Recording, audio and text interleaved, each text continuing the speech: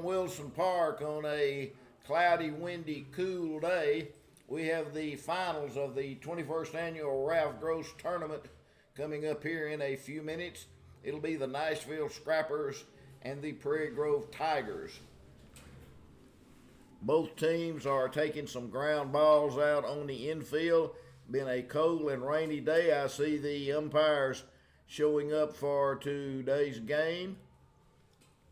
It'll be Slade Slayton and Joe Hohen will be on the call today. I'm Johnny Wilson along with JT Carter. Frank's not here today.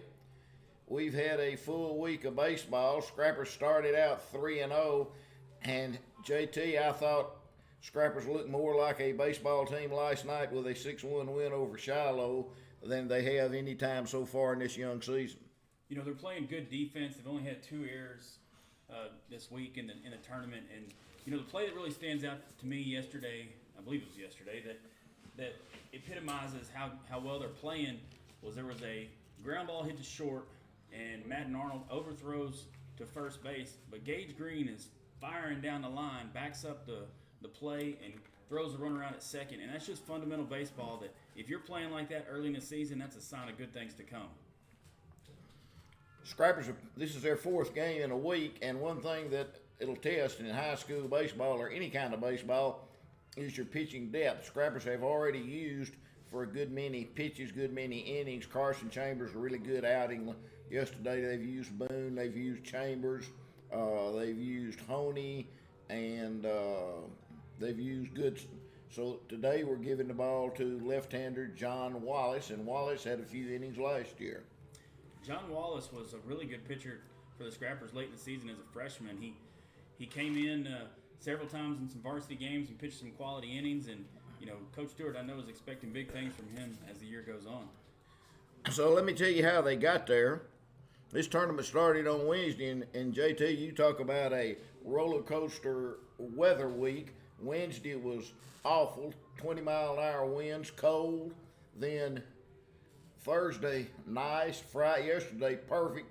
This morning, it's been cold and rainy. A minute ago, the sun broke out for a minute. Now it's cloudy and overcast. But Prairie Grove beat Magnolia in extra innings 9-8 in a really good game Thursday. Then they came back and beat Star City 6-4 yesterday. Scrappers opened the tournament Wednesday with an easy 11-1 win over Prescott, and then, as we mentioned, beat Shiloh 6-1 last night. Because of weather, everything else has been canceled. This is the only game of the day, but at least we're going to crown a champion for the 21st annual Ralph Gross tournament, JT. Well, and a good thing if you're a Scrapper fan is it's the first time in a few years that Nashville's been playing in the championship game, you know, and Magnolia's not here. They've been owning this tournament, so good to see the Scrappers with a shot to win it all. And the Scrappers, we mentioned it last night, they're going on the road for a long time, several games on the road, so this will be the last time they'll be at Wilson Park in a while. We'll talk about that as the broadcast goes on. PA announcer Glenn Lance getting ready to do the starting lineups on the field. JT's got them for you on the radio and the live stream. We'll start with the defending 4A champion Prairie Grove Tigers. They'll send out their center fielder Hall to lead off. Then it'll be the pitcher for today, Bryce Ledgerwood. Ledgerwood has 2 home runs in this tournament, a grand slam and a 2-run home run. Then their second baseman, Ogle, will bat third. The catcher, Butler, will be the cleanup hitter. And then third baseman, Cart, will bat following him. And then Flume playing right field, Rochier in shortstop, Cash playing first, and Sanya playing left field. And then for the Scrappers, Coach Stewart has juggled the lineup a little bit today.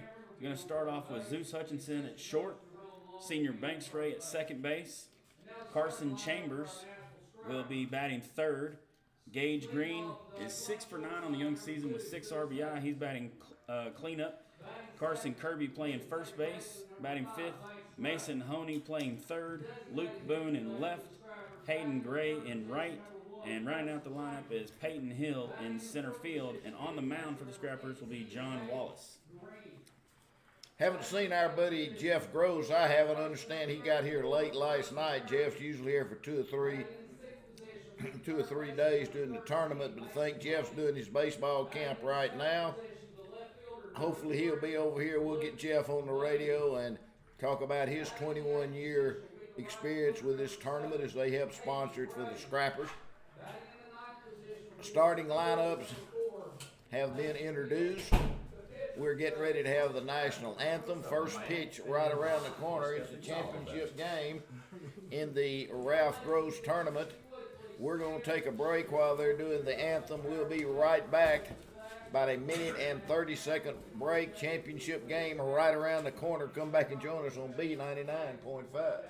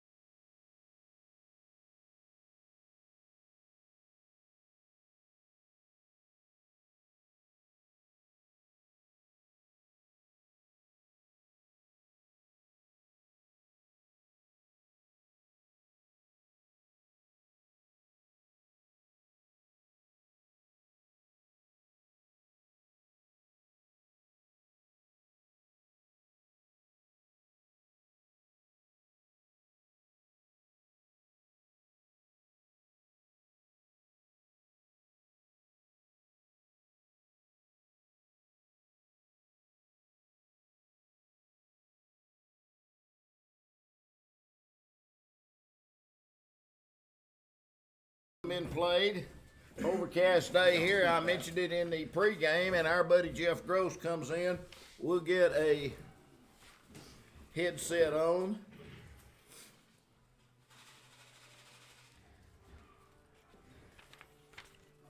I think that's the wrong one. John Wallace, the left-hander, takes his tosses.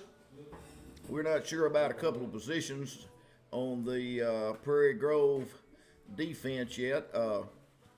We'll check that out when they come to the plate. Scrappers in their black, white pinstripes. For the Tigers, it'll be Hall, Ledgerwood, and Ogle, Butler, Cart, and Flum, Rozier, Cash, and Senior. As we mentioned, Jeff Gross has gotten here. Here in about an inning or so, we'll get a headset on Jeff and visit with him some. Always glad to have him here.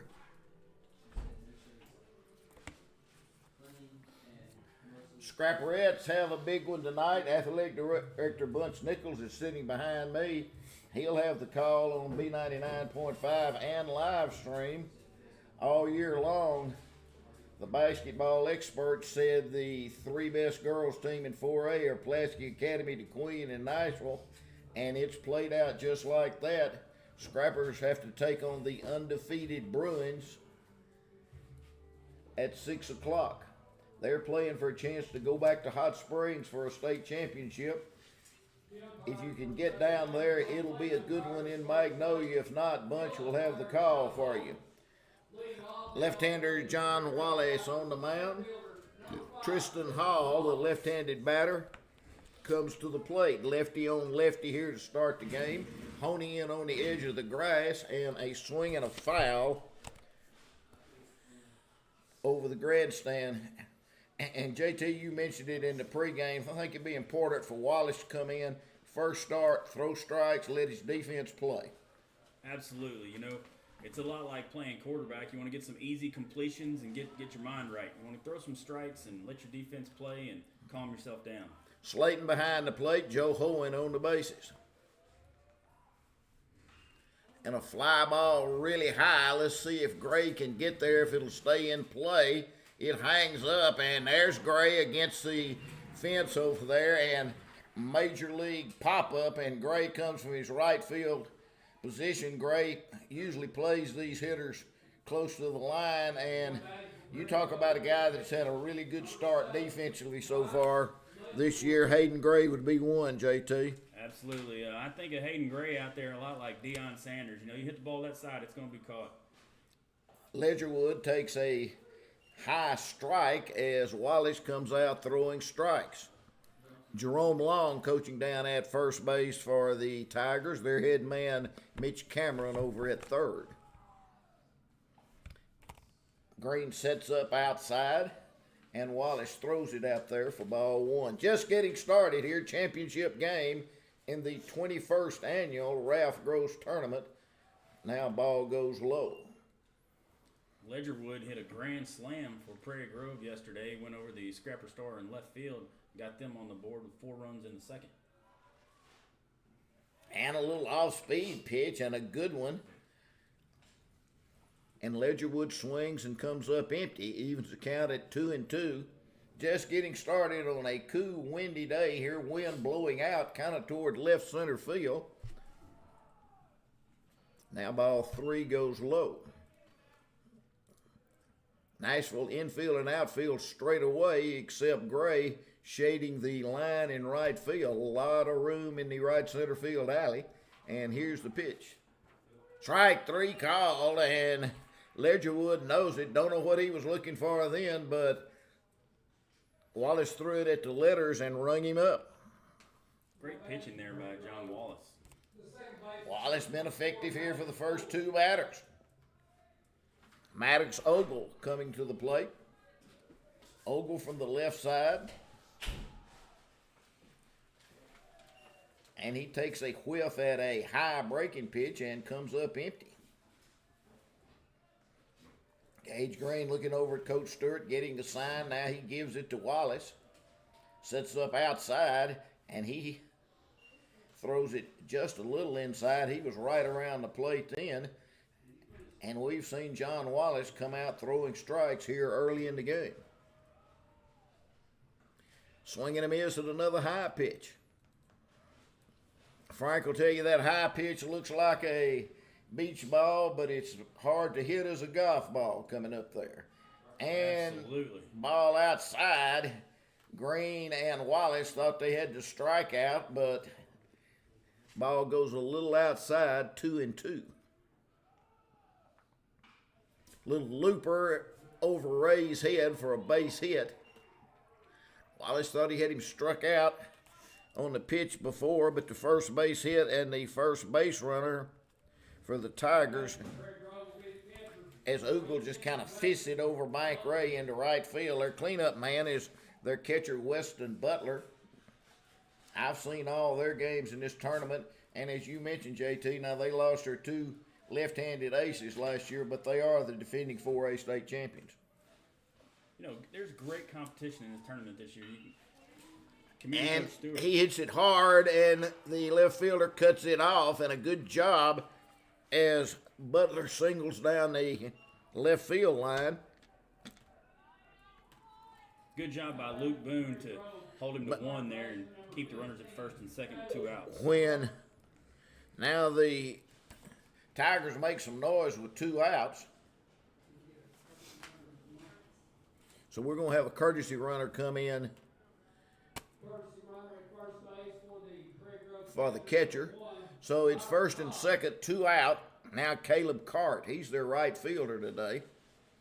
Their names have all been the same in the lineup as Wallace throws outside.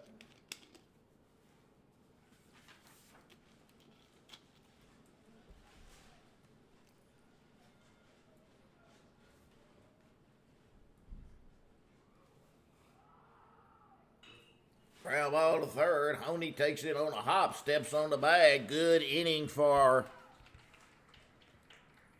Wallace. No runs on 2 hits, no errors, a couple left. Scrappers come to bat in the bottom of the first. It's the Ralph Gross championship game. Come back and join us on B99.5 in 1 minute.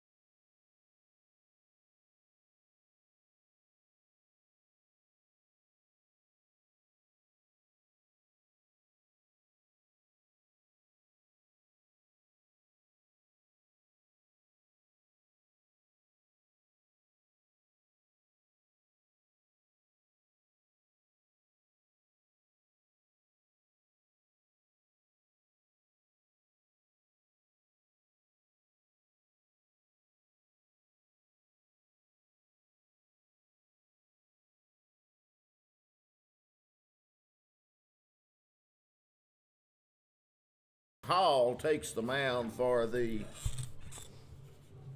Prairie Grove Tigers. His battery mate is Weston Butler. What now? Scrappers shake up their batting order again a little bit. Today it'll be Hutchison, Ray, and Chambers, Green, Kirby, and Honey, Boone, Gray, and Hill. And JT, Coach Stewart's juggled his lineup about every game, and so far it's worked out. I mean, Ray had a big hit yesterday. Green had a big hit. He's getting the right folks in the right spots so far. I think he's doing a good job of trying to find the right guys to get in front of the guys that are driving in runs. That's such a crucial part of building a lineup, trying to win ball games.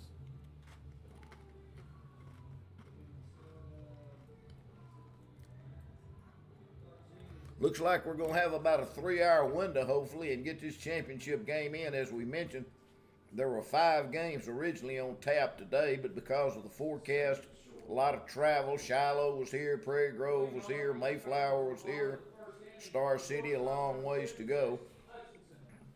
Juggled the schedule, only playing a championship game. Here's Zeus Hutchison. He's getting his start at shortstop today. Line drive, base hit on the first pitch. He takes a high fastball and shoots it into left field, and a good start for the Scrappers. And so the Scrappers have some speed on first base. Banks raise up. Banks has had a couple of big RBI hits in 2 of the 3 Scrapper games. Hutchison got good speed, doesn't get a real big lead over there. Not going. Ray shows bunt, offers at it, and misses as the third baseman, Rozier, is charging. He's about 2 steps in on the grass over there. Scrappers been playing small ball, and Coach Stewart told me before the season they're going to have to manufacture runs. Shows bunt again, misses again. Had a pitch to bunt in, JT. Ball down in the zone. Good pitch, kind of outside. Good pitch to push toward first. Just came up empty. Now Ray tries to avoid the strikeout as the catcher sets up way outside, and he throws it way out there for ball 1. Yeah, Banks kind of stabbed at that one instead of trying to catch the ball.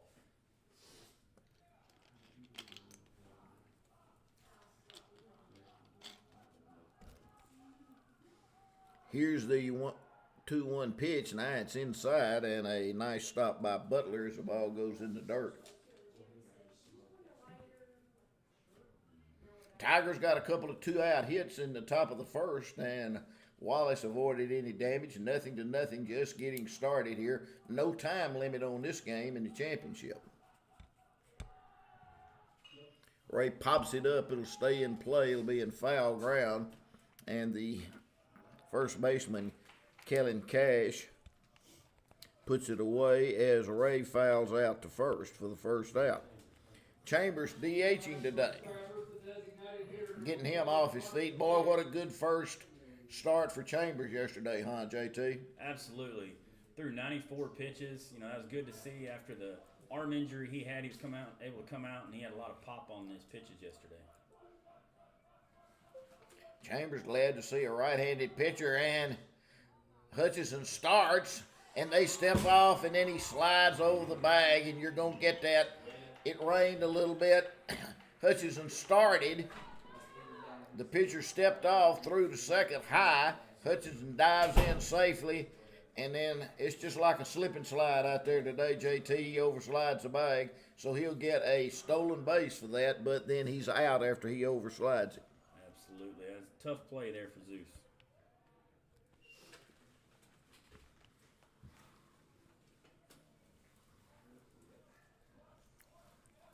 Now 2 out, nobody on. Chambers takes a ball 2. Chambers got some pop in that bat. He was the leading returning RBI for the Scrappers this year. And now he takes ball 3. He's had a good eye so far this season. He's gotten on base several times via the walk. See if he can get on base again somehow. Todd Ledford over at first base in the coaching box. Head coach Zach Stewart over at third. and a 4-pitch walk to Chambers.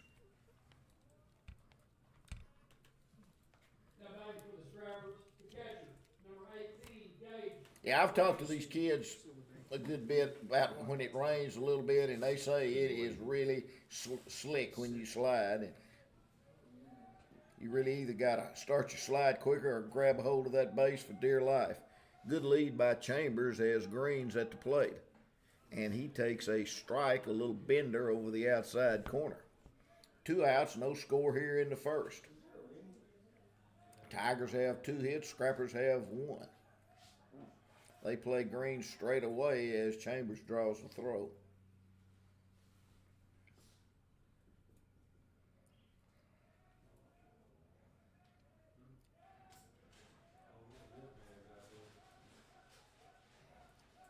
Here's the 0-1 pitch to Green.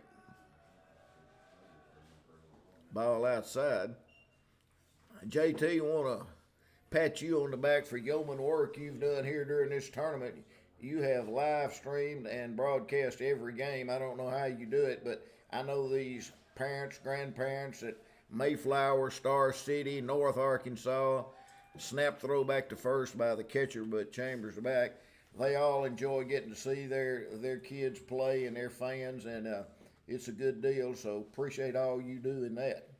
I appreciate it. I can't take full credit. I did duck out on the Magnolia game last night. I just was not feeling right. Need to get on home, get some rest, but feel much better this morning. And a half swing at a ball, and strike 2 now for Green. 2 balls, 2 strikes, 2 outs. Chambers at first. Bottom of the first, this is the right-hander Tristan Hall on the mound. Scrapperettes won a softball game against Mena a day or 2 ago. Ball low, 3-2. Bunch Nichols behind us. Bunch not much going on in spring sports right now, are there? I counted 5 events, I think, Thursday. A lot of them. A lot going on. A lot of activities for these youngsters. Chambers will go, and he draws the throw. Again, Scrappers playing in the semifinals to go to the state finals in girls 4A basketball tonight. Bunch will have the call on B99.5 and the live stream at 6. There goes Chambers, and Green takes a walk. So that's 2 walks now for Hall. And the out at second base after we overrun looks bigger now for this inning.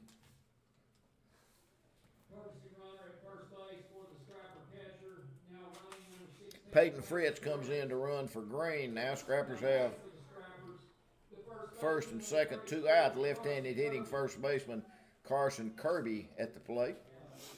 First baseman Cash plays in front of the runner, so the courtesy runner can get a good start. Base hit could put the Scrappers on top. And he pops it up into center field, right at the center fielder. He takes 2 or 3 steps in and puts it away. So for the Scrappers, no runs on a hit, no errors, a couple left. No score after 1. This is the 21st annual final game of the Ralph Gross Memorial Tournament. We'll talk to Jeff Gross for an inning or so. When we come back, we'll be back in 1 minute on B99.5.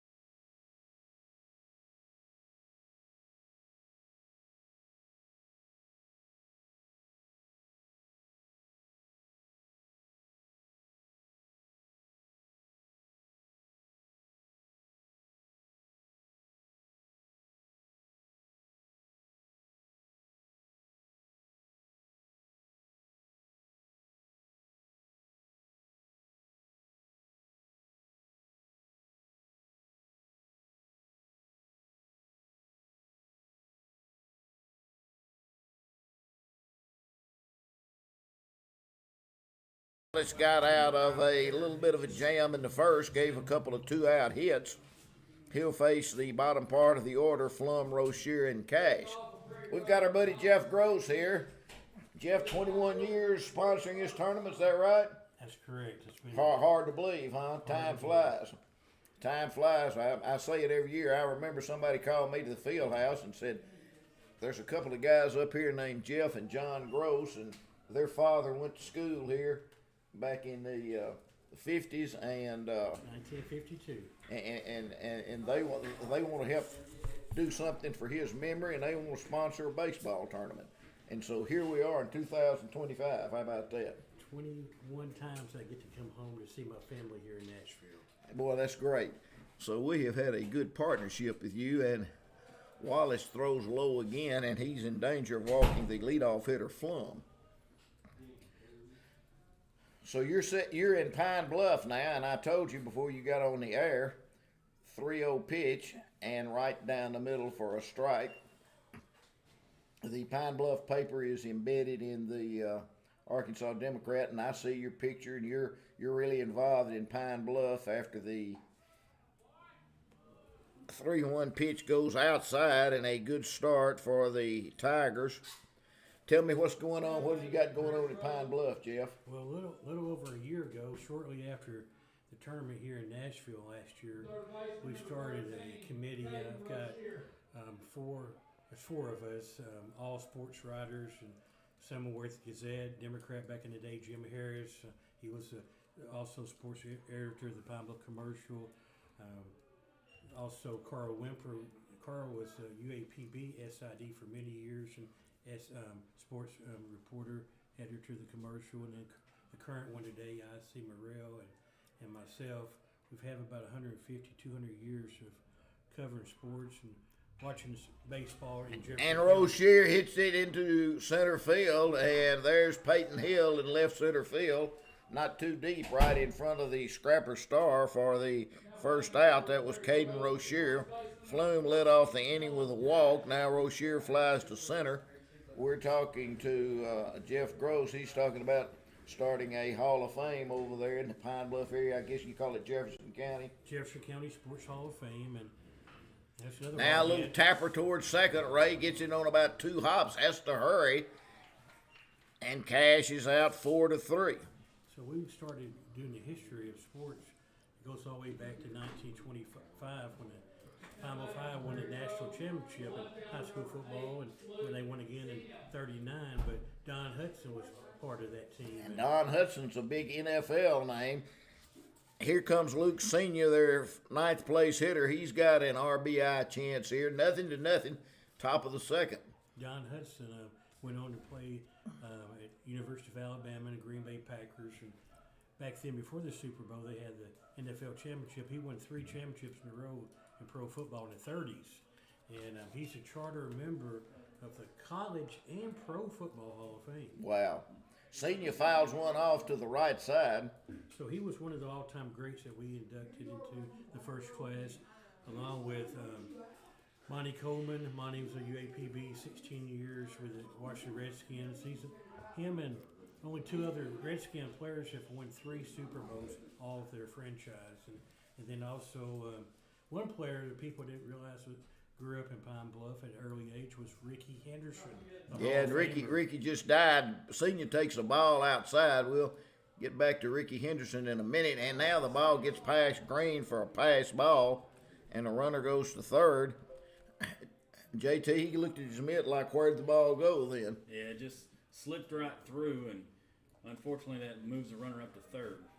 Ricky, one of the great players in Major League history, stolen base king, and quite a character to go with it. Absolutely, and Ricky, here's the ball. Ground ball to short. Hutchison on 2 hops. Throws across, and Wallace gets out of the second. Down go the Tigers. No runs on no hits. A walk, a runner left. We're going to keep it right here. We're talking to Jeff Gross, tournament sponsor. He's talking about starting a Jefferson County Hall of Fame. And by the way, and I don't know whether you know this or not, a couple of years ago, like you say, everything goes back a long time. Like we started a Nashville High School Hall of Honor, Hall of Fame, and this year we're getting ready to induct our third class in June. So it's quite a task, and I have seen several write-ups about you and your committee getting it together in Jefferson County. Yeah, it's a lot of work, and I know that what y'all doing is the same thing. It takes a great committee and people working together to make something great like that to last the memories forever for people to learn about these athletes. And like you say, you talk about the Don Hudsons, people like that. We've got a couple of guys from Nashville we inducted last year, started for Alabama in the 30s, played with Bear Bryant. You know, the younger generation never heard of them, and so it's good to remember these old timers along with the current ones like the Shabazz and that group that y'all are inducting that all of us remember. Torrey Hunter, Willie Rofe, all those guys are in the all-time greats class. And of course, we got a lot of Razorback players from Jefferson County. Of course, Charles Washington was the defensive back for the Razorbacks. Basketball, Ken Biley was on started the championship game when they won that year with Nolan Richardson, and then we had Ernie Murray. So many, a lot of great athletes that just over the years. It'll be Mason Honey, Luke Boone, and Hayden Gray coming up bottom of the second, no score here. So we're gonna have a banquet end of April, April 26th. It's going to be at the Country Club, and it looks like we might outgrow the Country Club, so we might have to go to the Convention Center. And by the way people are talking, and you know, the ticket sales even went on. They go on maybe Monday, and we've got people from all the United States coming in. Great. Honey takes a high strike, and he swings, and he's quickly in the holes. He fouls it back against the scrape. So let's get it back a little bit to today here, and this tournament. JT mentioned a while ago, Magnolia's out of the championship. We've seen some really good players in this tournament as Honey fouls it off. I'm looking at some of the stats right now. Prairie Grove, they had a couple of players hit home runs in this tournament. Yeah, they have, and you know, they're the defending Class 4A state champions. Now, they lost two really good left-handed pitchers, but they had a lot coming back. So we've got some good teams. Nashville's here, Shiloh's here, Magnolia's here. Honey spoils one against the screen. He leads off bottom of the second, no score. So every year you present all tournament teams, most valuable player, winner, runner-up trophies, all of those things. Absolutely, exactly. And we have 10 all-tournament players, and we have a most valuable player, and of course a winner and runner-up. Ball up the middle, it sneaks through, hits the bag, and Honey leads off with a hit. And JT, Frank, and I, and you have been talking about it. Honey, a really good contact hitter. You can expect him to put the ball in play. That was a great piece of hitting. You know, he had two strikes on him. Pitcher tried to set up outside, and he just drove that ball right back up the middle, kicked off the bag, and got himself on base. Left fielder Luke Boone comes up. He takes a long look at Coach Stewart. Honey not with good speed over at first. Third baseman creeps in. Let's see if he wants to bunt, and he does want to bunt and gets it down. And nobody wants to get it, and they don't pick it up, and miscommunication there between the catcher and the pitcher, between Hall and Butler. And Butler said, "You take it." Hall said, "You take it," and nobody took it, JT. You know, it's one you can't mark down as an error. It is a mental error, but It's for sure they just couldn't figure out who wanted to get the potato. So he gets on a sacrifice bunt, fielder's choice. Now the Scrappers have something going. Gray moved down in the lineup. Gray and Peyton Hill have a chance to get them going. First baseman playing in front of the runner. Scrappers try to take a lead here in the second. Show bunt again. And that's one thing, as we've talked about. And the catcher takes a look over at Coach Cameron.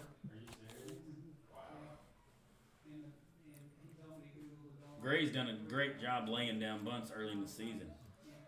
You got Gray, you got Boone, you got Hutchison. All of them have shown the ability to bunt the ball early. He throws it behind him, and the little misplay between plate and the mound looks like it's kind of rattled the Tigers for just a moment here. Absolutely, and if you're the Scrappers, you want to jump all over this. Second and third, nobody out. You're ahead in the count 2-0. This is the time to pounce.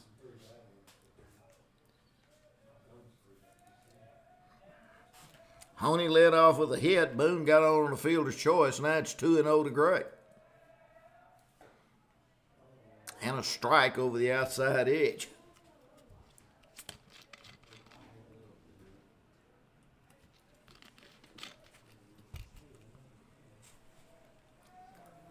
Here's the 2-1 pitch. Ball outside, 3-1. Jeff, it was a shame that the weather messed this tournament up, but Coach Stewart and the teams worked together. Everybody got in at least 2 games, and that's kind of always the plan. That's great. We definitely want to try to get as many games in as possible. And ball gets away, and Honey comes in as I'm talking to Jeff. The ball, reason I hesitated on the call, the ball bounced off of the padding back to the catcher, Butler. Honey took off of the plate, and he just slid across. Great hustle there. Great hustle there by Honey, and now the Scrappers have first and third as Gray walks, and we'll probably expect Gray to run, and you can surely tell that misplay at the mound have rattled the Tigers right now, as JT says, need as much as you can get, and there he goes, and they throw back to third. But Boone's alert, and he dives in. So now a stolen base by Gray, and let's see what Peyton Hill can do. The little senior bats from the left side. Hutchison at the top of the order on deck. Swing and a miss at a breaking ball. Peyton Hill gets a start today. Plays good defense in the outfield. Sometimes he comes in late in the game as a defensive replacement. Infield back, ground ball, score a run. And Hill spoils it off the left side. Looks like the rain has started as the fans have all retreated underneath the overhangs in the stands. Nobody down in the chair backs. Yeah.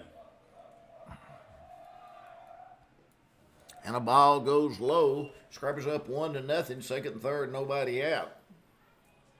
We don't know anything about that though, right here, Johnny. We're in this We're inside press box. yes, sir. It's when it's nice, we can get on the broadcasting deck, and when it's not nice, we can get in this press box. Really good place to watch ball here at Wilson Park. And Hill takes a strike right down the middle. Don't know what he was looking for, JT, but he gets a fastball right down the middle. Can't pull the trigger. Yeah, that was a good pitch from the Prairie Grove pitcher, and Hill's kicking himself that he should have put bat on that one. Hutchison spanks the first pitch of the game into left field. Now he's got an RBI opportunity as the third baseman comes in. He swings at a breaking ball and misses. Scrappers have already plated one. A hit, a fielder's choice, and a walk have put 3 runners on base. Banks Ray on deck. And strike 2, and all of a sudden Hall's kind of gotten his composure back, JT. Yeah, I was wondering there on that pitch if you wouldn't think about having Zeus try and lay down the bunt down the first base side, see if you can steal a run. Maybe a little safety squeeze there. Catcher sets up way outside, and he hits it up the middle, and it knocked down by the second baseman. Now it gets through, and 2-run score. He just, boy, that's a good piece of hitting with 2 strikes. He just stuck the bat out there, and the second baseman, Ogle, makes a stab for it as it's going over second base. It scoots under his glove. 2 RBIs, and Zeus is 2 for 2. Scrappers up 3-0. Zeus must have heard me saying that he was bunt and said, "Forget you, I'm going to drive up the middle." That's right. I don't want to drive in 1. I'll take 2. Jeff, your career in baseball goes way, way back, huh? Yeah, I've been around the game for a long time and been around good people in baseball, and it's coaching. I coached college baseball and scouted about 10 years in pro ball, and great game. Yeah, it is a great game. All right, here's Banks Ray. runner at first. He's got some speed, and the ball gets away. Not going to need to steal it. It's a wild pitch. Scrappers have already plated 3 here in the second.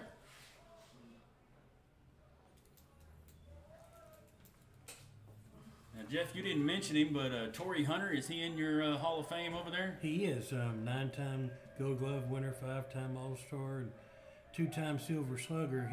He grew up about 7 houses from me when he was in. Ground ball to the left side. The shortstop picks it up. Long throw across, and he gets Ray.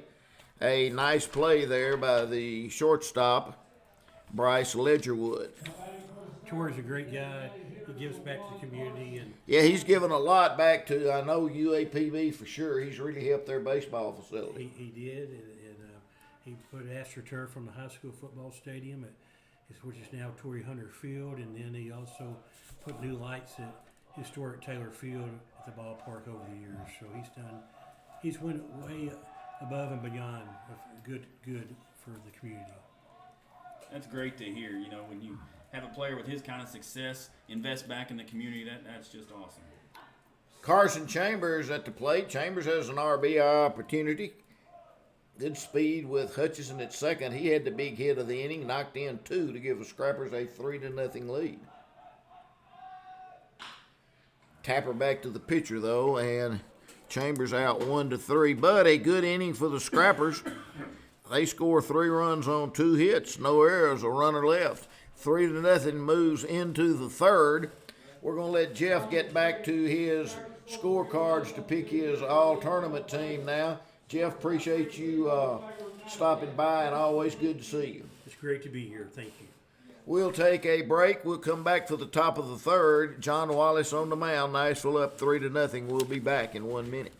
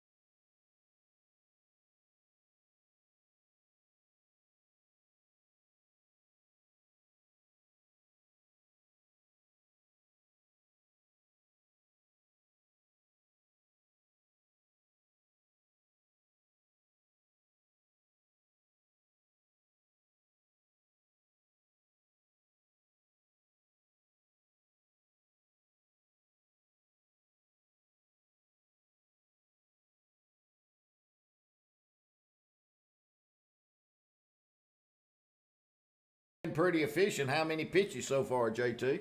John Wallace has only thrown 28 pitches, right where you want to be after 2 innings. Green throws it down, and the top of the order for the Tigers. Tristan Hall, he's their pitcher. About the top kid, our boy catches it, balls back, shoots it, gets fouled, hits it, goes to the free throw line. He's 0 for 1, flew out to left field. Makes it back there. Wow. Yeah. Wallace throws a strike. Was there somebody between you? Hall hits from the left side. We'll set the Scrapper defense for you.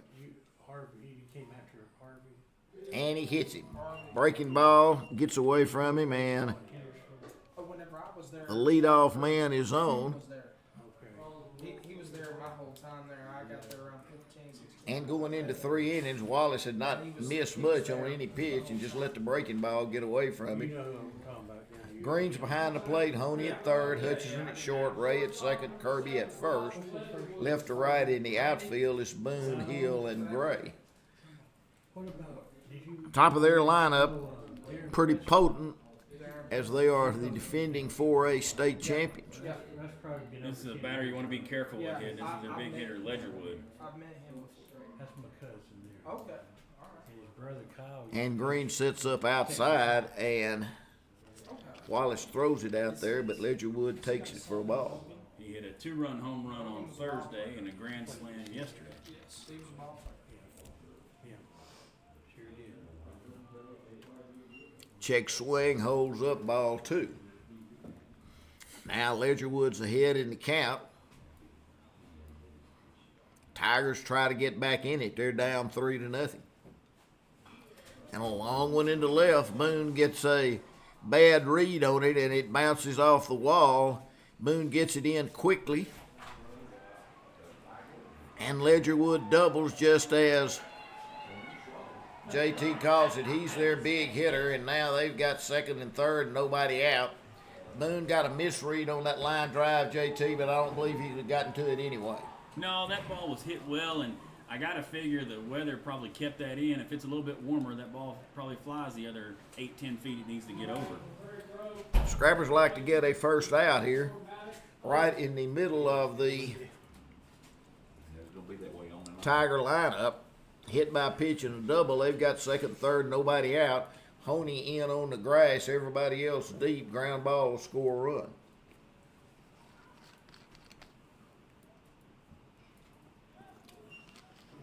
Good pitch by Wallace as a left-handed hitting Ogle just pokes at it and fouls it off the left side.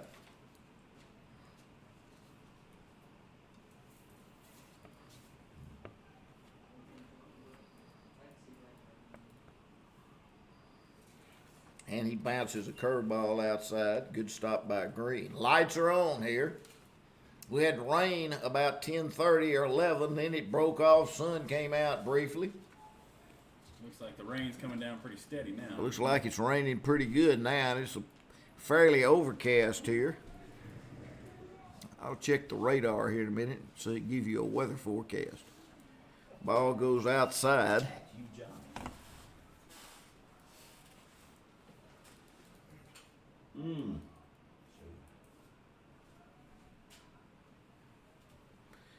And we've got a little spot right over us here, a little yellow spot, so might have to have a delay here, I don't know.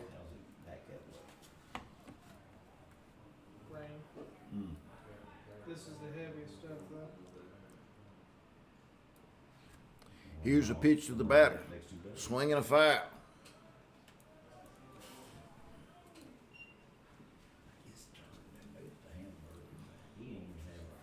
Strikeout here would be a really big confidence booster for Wallace after he's got himself in a little bit of trouble here. 3 balls and 2 strikes. That's what we did on live feed. Rain coming down. Ground ball to second.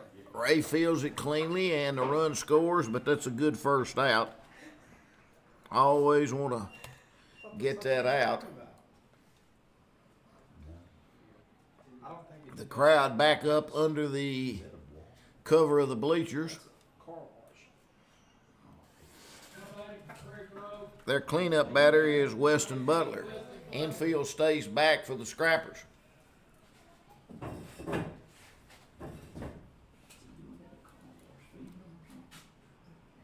apparently they went to go eat. Ball high. Is it really? Whoops. It's peppering down pretty hard out there now, JT. Yeah, you can hear it hitting the metal roof here in the press box, and Wallace's jersey is blowing in the wind hard. Wind is blowing in. We talked about the ball Ledgerwood hit. Different conditions might have been out. Now the ball gets wet. Boy, when it's raining like this, it's hard to keep everything going. Players, especially the pitcher, really has to concentrate. Thank goodness that AstroTurf. And a ball high as Wallace misses again. It's 3-0, and the throw back to him almost gets away, which would have resulted in a run.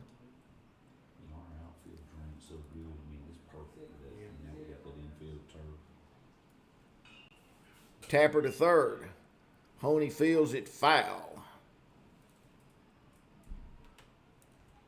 He's talking to Coach Stewart. JT, he could have charged it a little bit and gotten it fair and maybe gotten the out and held the runner, but that's just a split-second decision you got to make there. That's a tough call there. You know, you've got the runner behind you. The runner didn't break with you, but, you know, maybe if you miss that throw, the run scores, and in that moment you've got to decide what to do. And it's wet, and Wallace is having trouble holding on the baseball. He almost wild pitches it, and Coach Stewart comes out. And he's going to have a visit So a walk to Butler, and we'll set the stage for you. The key to the inning, he had a 0-1 pitch to the leadoff batter Hall and let a curveball get away from him and just hit him with a little soft toss, and that set up the inning. Ledgerwood double. Ogle rolled out. Now Butler walks. Yeah, like we said, putting a runner on before Ledgerwood, that was a risky move, and the big hitter for the Tigers made them pay.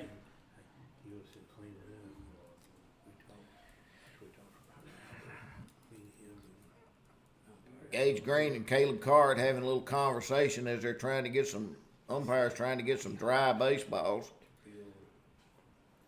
Joe Hohen, he's on the bases today, the home plate umpire, coming out with a towel to try to help keep balls dry. You can tell this rain has really bothered Wallace. I mean, his control been really good, and all of a sudden, and it's really raining out there right now. So. Well, pitching is not an easy thing to do in the first place with a dry baseball, and you throw a wet one out there, and it gets even harder. And I expect Butler, and they have a courtesy runner in for Butler is Brighton Doyle, but I expect he'll be going on this pitch first and third, but he's not. And Wallace throws low, and now he takes off late and goes to second base. Green blocked it, kept it in front. Tying runs on base in scoring position. Nashville up 3-1. And Wallace, all of a sudden, with the wet, is having a lot of trouble finding the plate ball, too. It's kind of a shame it started raining. You always want it to rain when the other team is in the field, JT. And it hit Nashville the other way, ball 3 now, not close. Yeah, it's been a tough inning for John Wallace. He came into the inning only thrown 28 pitches, and he's already thrown another 19 here in this inning, and he's only got 1 out. And bounces it in the dirt, and the bases are loaded, ball 4. So 2 walks and a hit by pitch. And the way Wallace was throwing, I think we can attribute most of it to the wet baseball. And when you're a young pitcher, first start of the year, this throws him off. Yeah, I mean, and it's one of those things you learn how to deal with it. So later in the season that you've already dealt with it and you know how to work around it. Now ball to Flum, and that's probably 6 or 7 straight balls Wallace has thrown. Kirby and Honey in for the play at the plate. Hutchison and Ray look for 2 up the middle. And a strike at the letters. Bases full of Tigers. 1 out, Nashville up 3-1. Lead is precarious right now. And strike 2. Wallace comes back to get ahead of Flum. He walked his first time.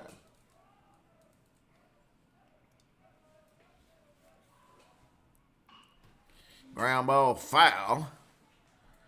And Coach Cameron backs up from a third base coaching box and makes the play. Bunch Nichols shows us the other girls' semifinal game. A little bit surprising. End of 1, DeQueen only up 16-15 on Mills. Now we have a runner coming to second base. That's Ryder Cobb. He is courtesy running for the catcher out there.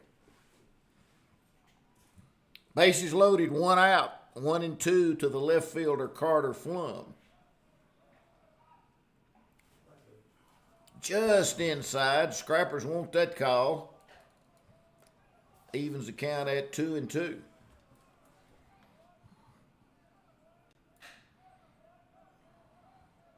Rain still peppering down. Line drive, and it'll be a double play as Hutchison catches it to his left. Line drive towards center field. Zeus Hutchison takes 2 steps to his left, steps on second, and all of a sudden the inning is over as they score 1 run on a hit, no errors, and 2 left. Scrappers cling to a 3-1 lead. Bottom of the third coming up. We'll be back in 1 minute.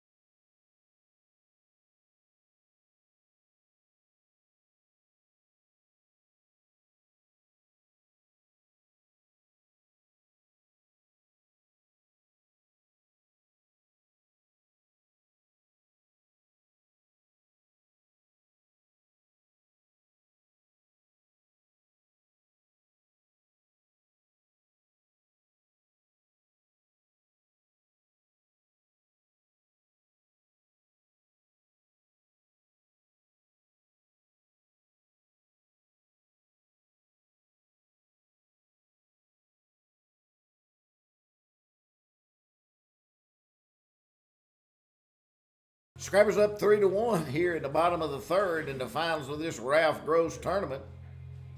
If you've been listening to the whole broadcast, we talked it over with Jeff Gross. Jeff and his family have been helping sponsor this tournament for 21 years. He'll have all tournament plaques, most valuable players, winner and runner-up trophies. What would your daddy think about all this mess nowadays with my dad? He would be probably embarrassed. Oh, it's amazing. I still can't believe it. But he's one of those. Scrappers dodged a bullet in the last inning, JT, as But he'd be off for press. Zeus Hutchison took about 3 steps to his left, snagged a line drive that was going to knock in 2, and took one more step and stepped on second for the unassisted double play. Well, the great thing I saw there was that immediately off the bat, Zeus knew exactly what he was going to do. You could see it in his eyes. He made sure he caught the ball first, cleanly, stepped on the bag, got the double play, and helped the pitcher out and get out of that inning. Gage Green, he leads it off. He walked the first time. Green takes the ball outside. Maybe the rain has slacked up a little bit, but it's still peppering down on the concrete here. Green fouls it off. You got to figure that really helps out the young pitcher John Wallace with his confidence too, knowing he could get out of that jam on his own, not having to have somebody come in and take care of it for him. Absolutely. 40 years here, but it's still a pretty good place. Green takes ball 2. Let's see how the right-hander Tristan Hall deals with the wet baseball on the mound.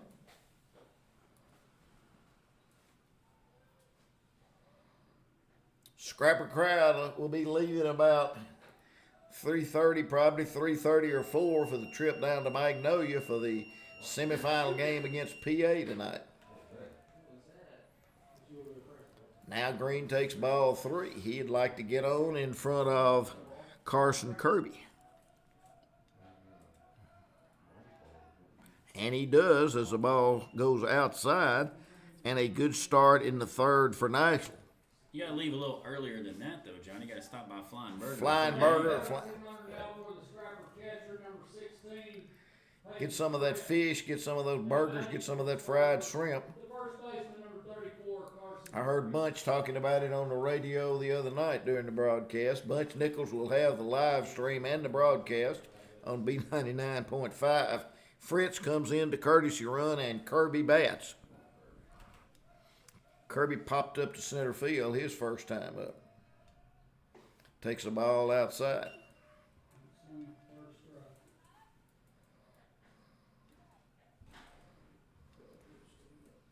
If you're Fritz out there, you got to make sure if you're going, you grab that bag when you come in. That's right. Scrappers have already gone over a slid a bag and got an out, and a pitch on the outside edge to Kirby called a strike. It didn't end up affecting them, but Prairie Grove had the same thing happen. I saw on a play where we got an out over at first. Their runner slid way over the bag and was able to scurry back before Get we back, could get yeah. 1-1 to Kirby. Nobody out. Bottom of the third. Fritz draws another throw.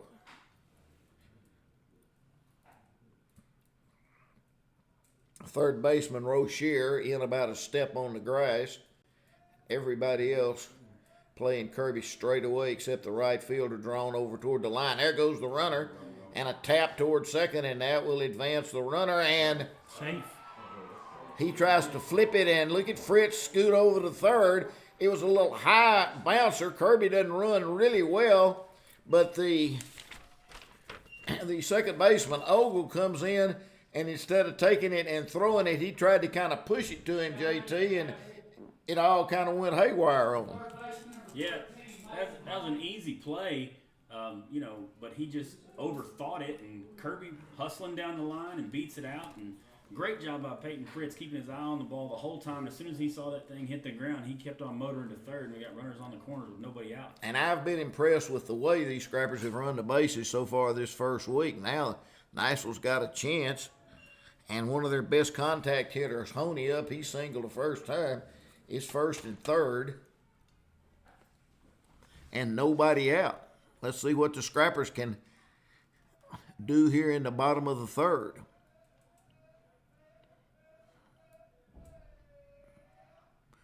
And the ball almost gets away as it's way outside, and Honey up on the count, 2-0.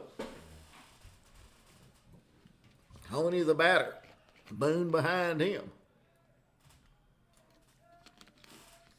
Infield back, ground ball will score a run. They're trying to get a double play.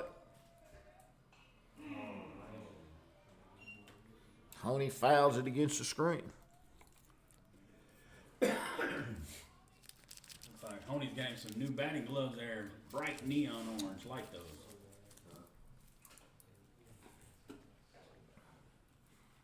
Let's see what he can do with them on this 2-1 pitch. Ooh, and takes a strike over the inside edge. Honey triggers and almost swings, thought it was inside. Now he needs to guard the plate, needs to put it in play. Not a big lead by Kirby. And a ball into center field. Runner tagging. Center fielder dives. And he comes up with it. And Fritz trots home from third. Another good at bat for Honey. Sacrifice fly to center field. Good play out there by the center fielder for the Tigers. But once he dove for it, Peyton Fritz was ready to go and come in and get the run. So the Scrappers get that run back they gave up in the top of the third. They're up 4-1 now. Kirby runs at first with one out. Boone takes a strike. Scrappers on the road next week, huh, JT? Yes, sir. I told my wife last night that I'd see her in a couple of weeks. We got a few games. We had a game in Hot Springs Monday, then we head up to Northwest Arkansas for a big series over the weekend. Ground ball to short. Let's see if they can get two. Steps on and throws, and Boone beats it. As the shortstop, Ledgerwood, goes to his left, steps on second for the force out, but Boone beats it out, and he reaches on the fielder's choice.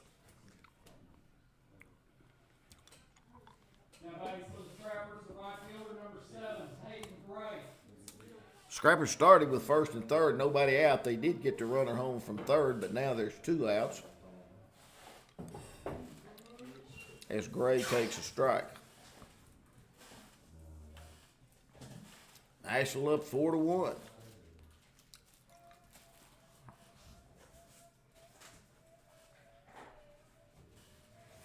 There goes the runner. Throw down. He slides and stays on the bag. Safe is Kirby.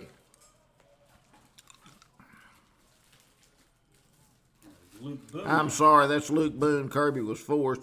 And as I made that call, I said, that's not Kirby running. I was watching to see if he was going to overslide, and he started his dive about 5 feet earlier. He used both hands and a foot to hold on to that bag. Tapper toward third. It's going to be tough to throw him out, and gets away as the third baseman overthrows it, and the run will score, and Gray scoots to second as he slides in as the water jumps up from his slide, and the Scrappers pick up another run. Gonna give him a hit or an error there, JT? That's an error. That's an error. The first baseman had a shot at making that. You think the throw's in time? Oh, yeah, for sure. Now batting for the Scrappers, the center fielder number 4, Peyton Hill. Peyton Hill. Ball's wet. Scrappers will come back and play it too. No time limit on this game, so we know we're going to go 7. Wallace has gotten through 3. I'm going to guess he's going to come back out there. It looks like the rain has pretty well stopped, or it's way lighter than it was.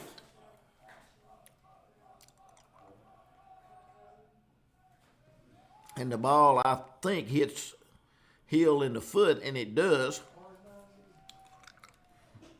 Gray had scooted over to third, but he'll have to go out. Here's Zeus Hutchinson. All he is 2 for 2 today.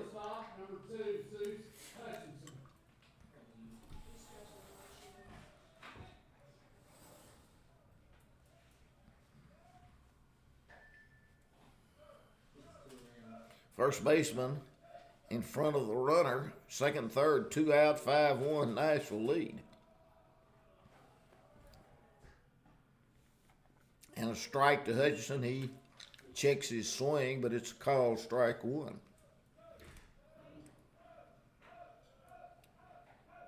Scrappers have picked up 2 so far here in the 4th. In the 3rd. Inside as Hutchinson scoots back from ball 1.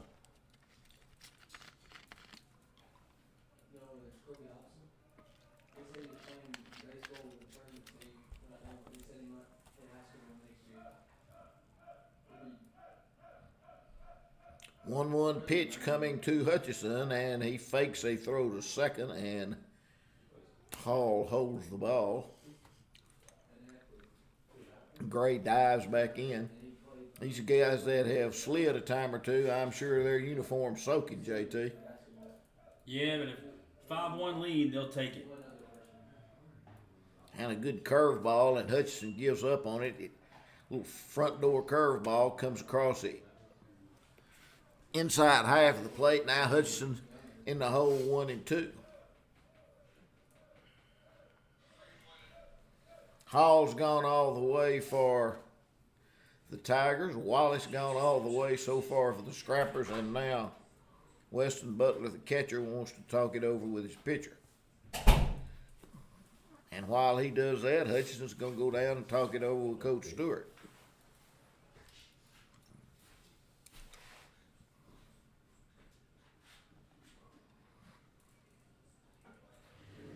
Umpire gets some dry baseball, so all the business is taken care of.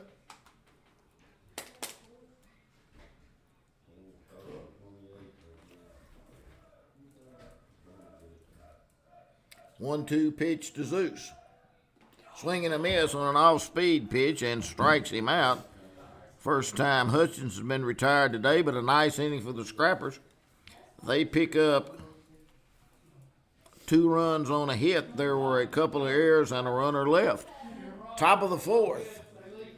We'll see who goes back to the mound. I believe Wallace is going back out there for the top of the 4th. Scrappers up 5-1. Finals of the Ralph Gross tournament. We'll be back in just 1 minute.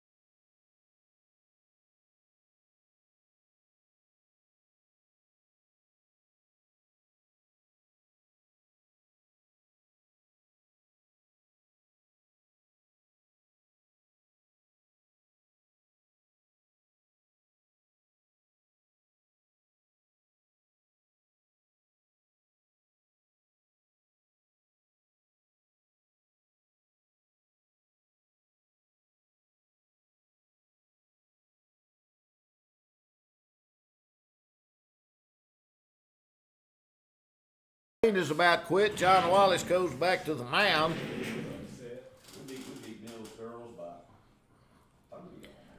Scrappers got out of a mess in the 3rd with an unassisted double play by shortstop Zeus Hutchinson. Takes a line drive, steps on second, and gets them out of it. Now Wallace faces the bottom 3rd, Rozier, Cash, and Senior. And Wallace throws a strike. Good to see the range quit. It was really peppering down when Wallace was out there the last half inning. Yeah, for sure. And he was really under control before that, and he starts off with 2 good pitches here in the top of the 4th. So he's got Rozier 0-2. Always want to get that leadoff man out every inning. And good morning, good afternoon, and good night to Mr. Rozier as he goes down swinging. Bunch Nichols tells us that Mills is up 1 point. The lady what, Bunch? Comments. The Lady Comets, they're up 1 point on the Queen at the half. Here's Kellen Cash. He rolled out to second. Just inside, a little breaking ball. Wallace wanted that call over the inside part, didn't get it. Now ball 2 goes outside. 5-1 Scrappers. Couple of errors have hurt the Tigers the last inning.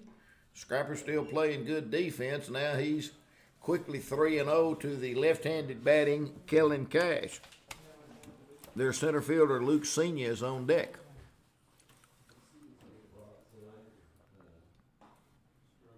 And a 4-pitch walk by Wallace. Senior rolled out to short his first time up. The left fielder, number 8, Luke Senior.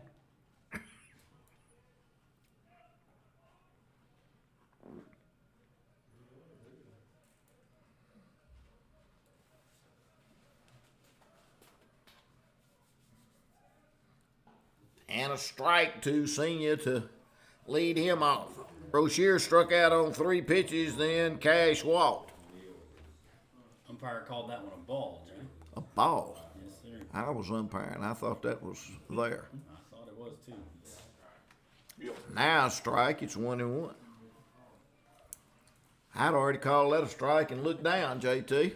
Well, I was watching and never saw his hand go up. I was surprised. Line drive, that'll get down into right center field. Let's see if a runner can go to third, and he can, and Senior's headed to second, and ball into the right center field gap. Gray and Hill cut it off, but now they're 8 and 9, have got it set up for the top of their order as Senior doubles to right center field. Now batting the pitcher, number 5, Tristan Hall. Hall's 0 for 1, hit by a pitch. He's up from the left side. Scrappers add on, then here come the Tigers again. Another big spot for the young pitcher, John Wallace. Infield back except for Honey at third. Almost hits him as he tries that curveball. That's the same thing he tried on him when he had 0-1 last time, and that got the inning started for him. Yeah, if you're the Scrappers here, you just need to get an out. Get an out, that's right. And a foul right back here. JT, if we didn't have a net and if we didn't have a window in front of us at the press box, I could have caught that one with my left hand. It was coming right at me. Absolutely. It would have been an error. Gray way over toward the line in right and over his head. And since it started raining, Wallace has had some trouble with his breaking ball. I would have caught him in my back pocket though. That's what I'm talking about. Left hand. All did the Scrappers a favor. They're avoiding that pitch. Swinging a miss, good pitch.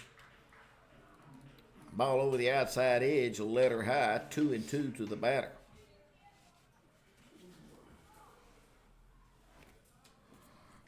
Cash runs at third, Senior at second. 1 out here in the 4th. Yes, he went, I believe. Foul ball. Half swing, and Green didn't hold it. I didn't. Of course, we're inside, can't hear. But he tipped the ball. Count remains 2-2.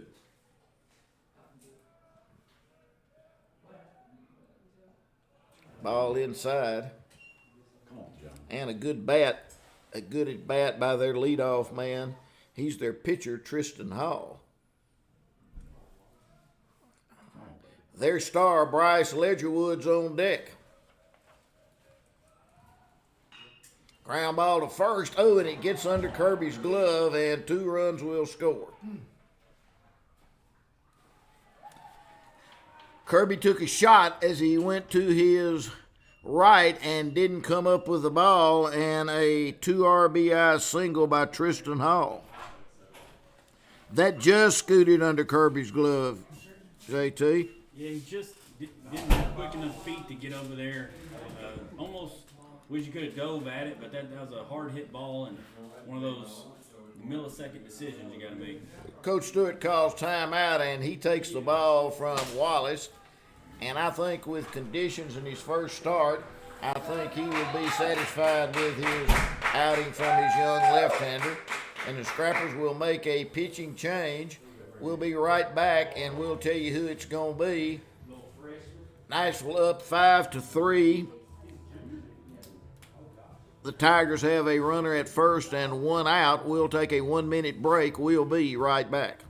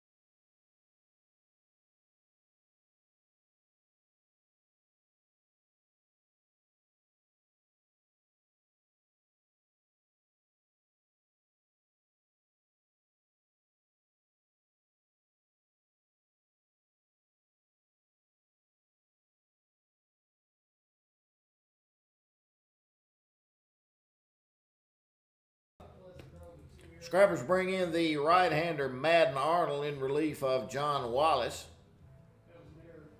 Was down at Rotary 2 or 3 weeks ago when Coach Stewart and Coach Boomer Brown talked about baseball and softball, and one of the things Coach Stewart said that he liked about this team, that he had some depth on his pitching staff, and when you play 4 games in 5 days, JT, you get to check on that depth. Yeah, it's, in baseball, it's a lot different than softball. You can't throw as many pitches as those girls can, and so it's important in high school baseball to have a 3rd, 4th, 5th, sometimes even 6th option to get you some innings out of there.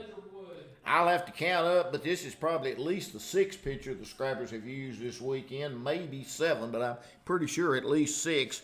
The right-hander Madden Arnold faces their star. That's kind of the way baseball works. And Ledgerwood takes a pitch down for a ball.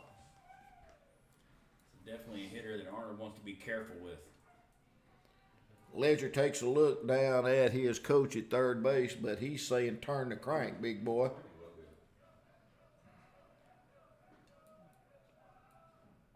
And he takes a strike right down the middle.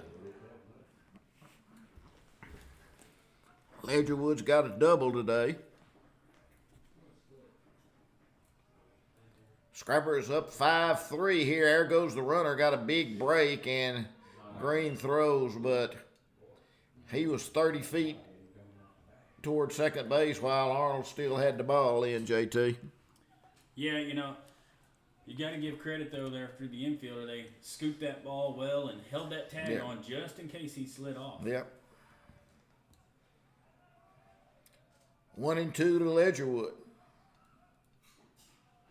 Just outside, a little breaking ball by Arnold. Arnold in relief of John Wallace.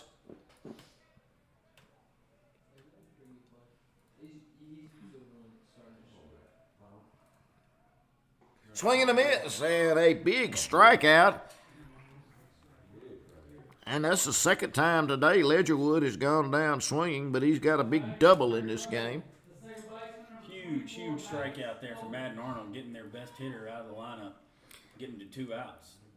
Maddox Ogle, he's 1 for 2 today. He hits from the left side.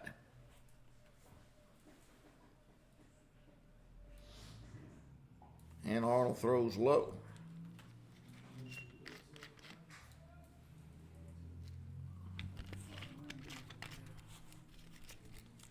Looks like the rain's picked back up. Starting to rain again. That's the forecast all day long. Looks like a good call that Coach Stewart, the Nashville administration, and the other coaches made. It would have been really difficult to have gotten several games in today, JT. It's just tough too, you know. It's wet and cold, and you're not playing in a championship game. That's tough to really focus out there. And now quickly 3-0 to Ogle. Their cleanup hitter Butler's on deck.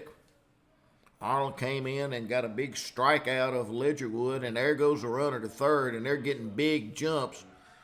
As Arnold is slow to the plate, he'll look. Then he looks back to the plate and never takes another peek, and they're getting a big jump. Yeah, you're going to have to adjust your motion there and do something to not give them such a big lead. Both times Hall has had a running start 30 feet from the base while the pitcher still had the ball. And we would expect them to run from first base, but not that time, as Butler, the catcher's up. He's 1 for 1, been on both times, a single and a walk. Green sets up on the outside edge. Tapper to Honey, picks it up, and it's just foul. Honey backhands it about 2 steps in front of the bag at third. It was about a foot foul, and it's 0-2 to the batter. Only was ready, though, to unleash that missile of a right arm he's got, but he held back as soon as the umpire said foul.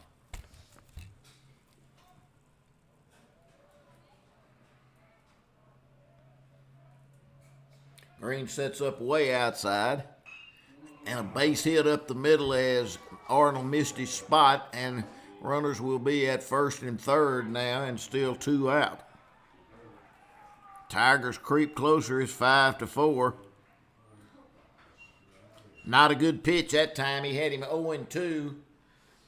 As the rain starts coming down harder, Green set up way outside, and he threw it right in his wheelhouse in, JT. Yeah, good job by the hitter to poke that one out to center field, and Madden Arnold wants that one back, just like you said, just missed his spot.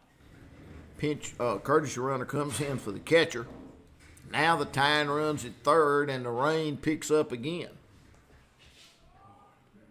Get Bunch to give us a look at the radar here in a minute, see what's going on.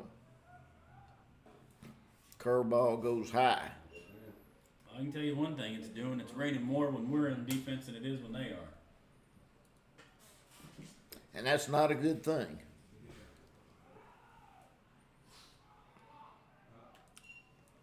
Just a little dark green, and maybe it's going to get out of here and give us another little window here in a few minutes. Like JT says, it rains when we're on defense and quits when we're batting. And a strike by Arnold. Arnold has faced 3 batters. He struck out 1, walked 1, and given up a hit so far. Tying run at third. Hard for me to believe this runner at first base is still staying there, because I'm pretty sure in these conditions we wouldn't throw through. But they're going to score the tying run on a pass ball as it gets away from Green. And now it's runners at first and second.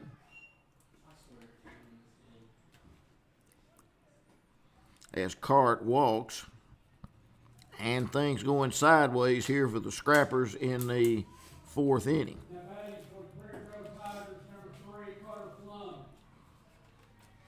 This is their 9th batter of the inning. And the inning started out with a strikeout. Then a walk, a double, a single, a strikeout, a walk, a single, and a walk. And now ball 1 to the 9th hitter of the inning, the left fielder Carter Flum. As the rain peppers down here at Wilson Park.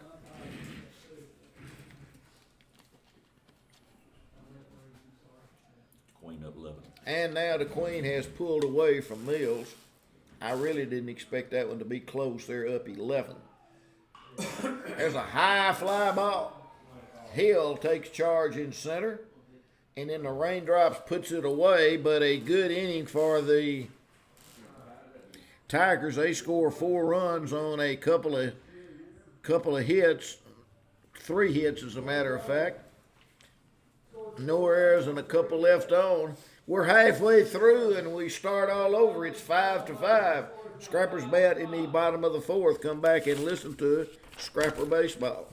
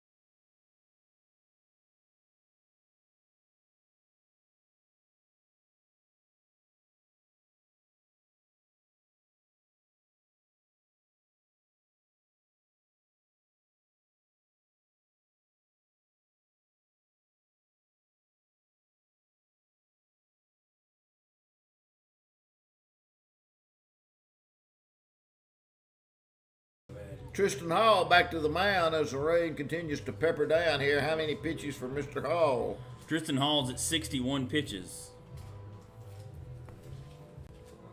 Butler throws it down, and it'll be Ray, Chambers, and Green, heart of the Scrapper order. Scrappers enjoyed a 5-1 lead till the last half inning, and the Tigers played it 4. Probably the weather played a little part of that. Here's Banks Ray. Ray's 0 for 2 today, popped up and grounded out.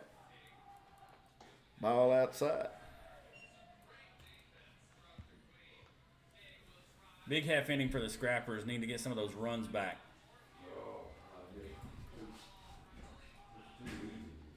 Half swing and he holds up. As I look at the scoreboard here, the Tigers says 0-0, 1 and 4 through 4. Scrappers 0, 3 and 2 through 3. Nashville has 4 hits. Tigers have 5. And Ray takes a strike. Tigers have committed 2 errors. Scrappers have committed 1. 2-1 to Ray here. And he hits it. There's a good start. Get that leadoff man on. One of my favorite movies, Moneyball, talks about all we care about is getting on base. If Frank was here, he'd give you all the stats on percent of times if you walk them or hit them that they score, and it's pretty high. Yeah, if you can get that leadoff man on, that's always a good thing. Coach Cameron calls timeout. Don't know whether he's taken the ball yet from his pitcher, Hall. The infield gathers around him. We're going to keep it here till we see if he's going to make a pitching change or not. I would assume he is because one of the outfielders came running into the dugout. He handed somebody the ball. He may, I can't see him. Yeah, I think maybe, well, that's the Rosenbach I'm looking at. I don't know whether he's taking the ball from his pitcher or not. That might be Sanya. So we're going to see what's going to happen here before we go to break.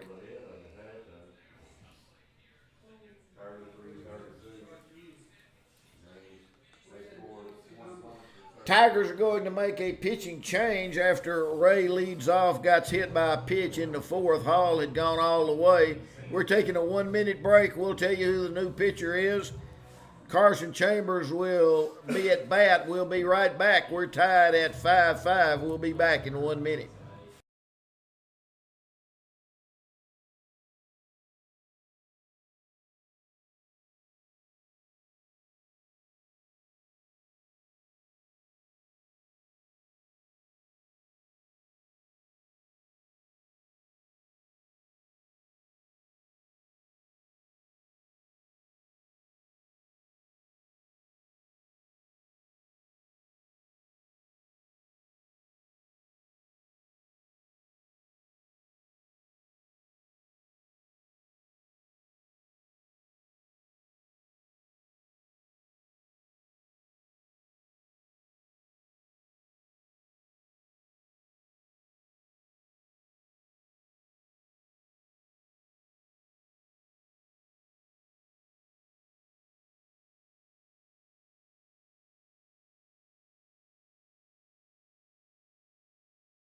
Tigers make a pitching change. Coming in from center field is the right-hander Luke Senior. Luke Senior in relief of Hall.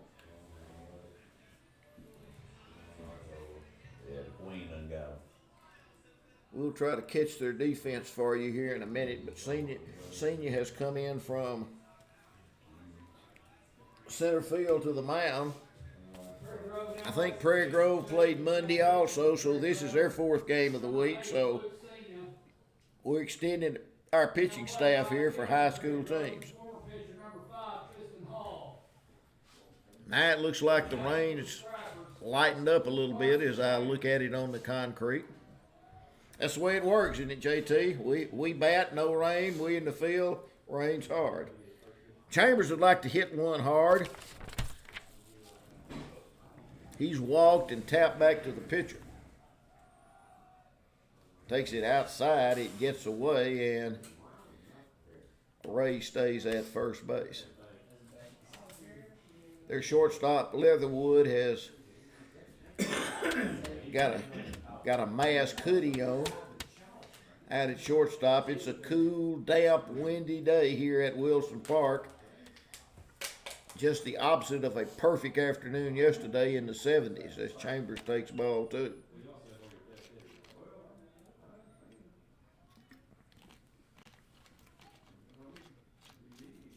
At the end of this game, we will announce Jeff Gross's all-tournament team from these two players and present trophies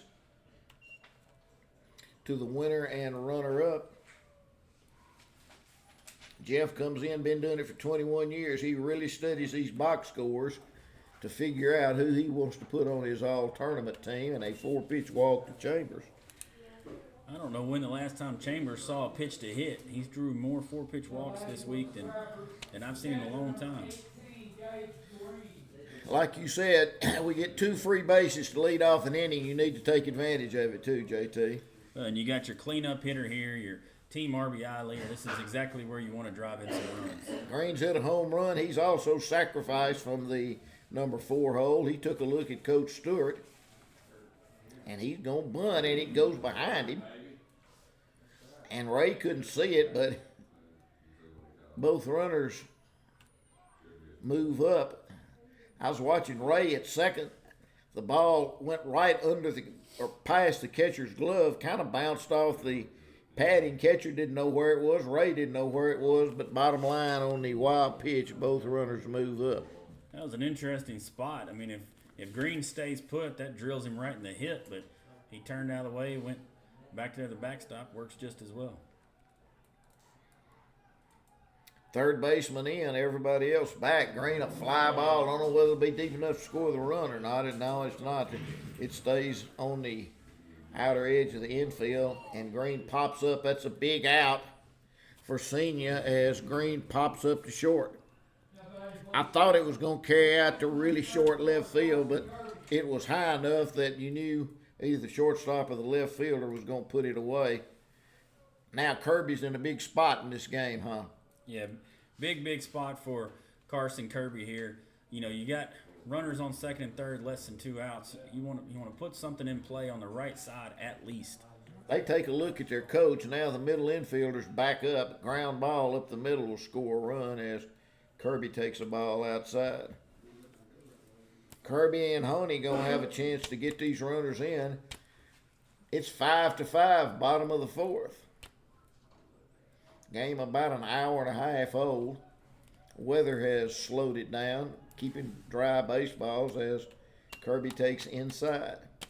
Now Butler wants to go out and talk to his pitcher. Senior in relief of Tristan Hall. For the Scrappers, Madden Arnold in relief of John Wallace. I don't know who else Coach Stewart didn't ask he might have available. I don't know whether Goodson might be available for an inning or two today or not. Yeah, I was just trying to count in my head who might be left, but whoever it is, they're gonna have to deal with the elements and try and get some outs. And the rain has completely stopped again, I think, and the skies have brightened up a little bit. But Kirby takes ball 3.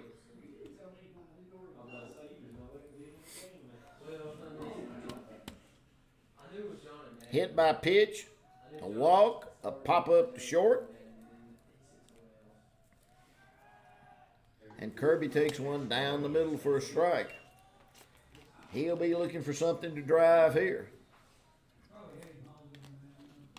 Left-handed hitting first baseman Carson Kirby.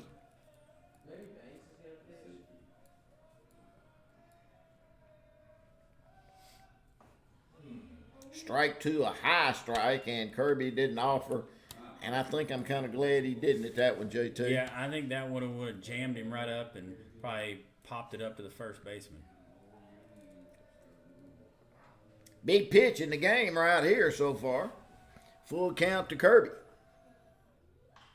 Long one, but foul as he pulls it.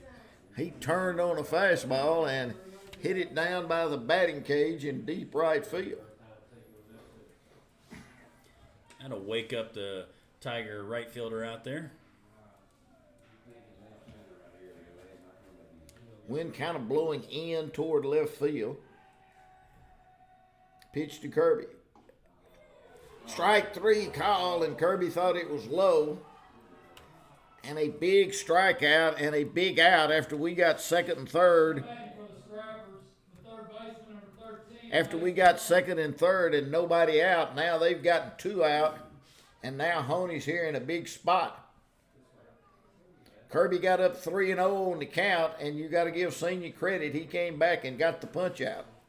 Yeah, great pitch in there from the Tiger right-hander. See if Honey can make something happen.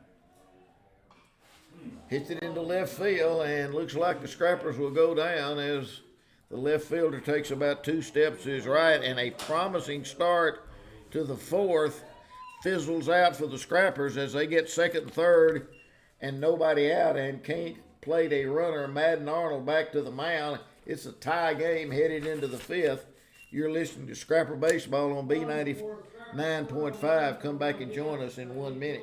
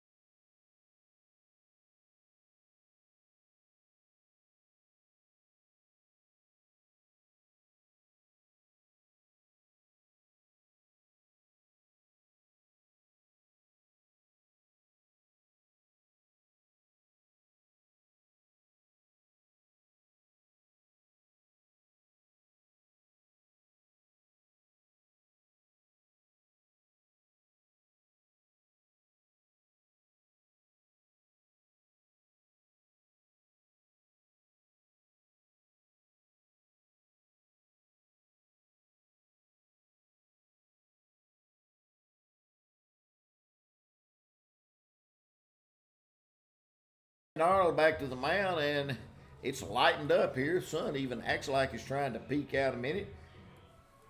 Scrappers missed a golden opportunity in the last half inning. Had second, third, and nobody out, and the center fielder, Luke Senior, came in and got the Tigers out of that mess. Yeah, definitely one that you'd like to have gotten a couple hits there and put some runs on the board. It's going to be very important for Madden Arnold to get some outs here and get back in the dugout. Number 13, Caden Rozier.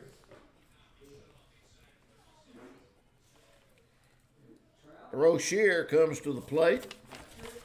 They sent 9 to the dish in the last inning as Arnold throws high, ball 1. Rozier 0 for 2 today. Flied out to center and struck out.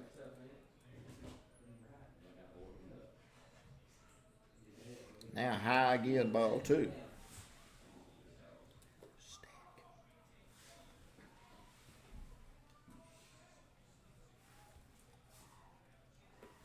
Two balls and no strikes, and quickly ball 3 from Arnold.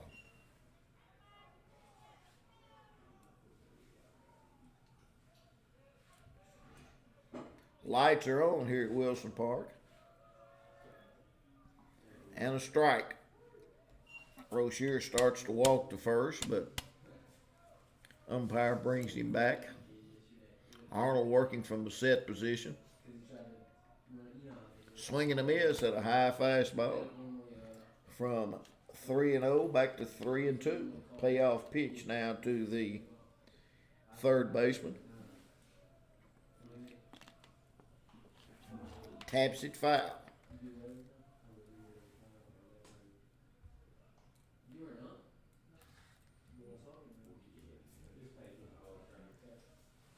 Mississippi State's had 2 turnovers all game. And ball 4, not close. Good start for the Tigers. Baseman number 14, Kellen Cash. Hearing a little static in the headset. Don't know whether it's coming through on the radio or not. Hopefully not. Left-handed batting Kellen Cash. He scored one of those runs. They played at 4 last inning. And Arnold throws high, having a little trouble finding the plate. Nobody down in the bullpen for the Scrappers, so not quite sure who else is available, but Coach Stewart's going to stick with Arnold as long as he can. Shows bunt and ball 2. Play 4 games in 5 days. It stretches your pitching staff. He likes his depth, but they've thrown a lot of pitchers. Ball 3.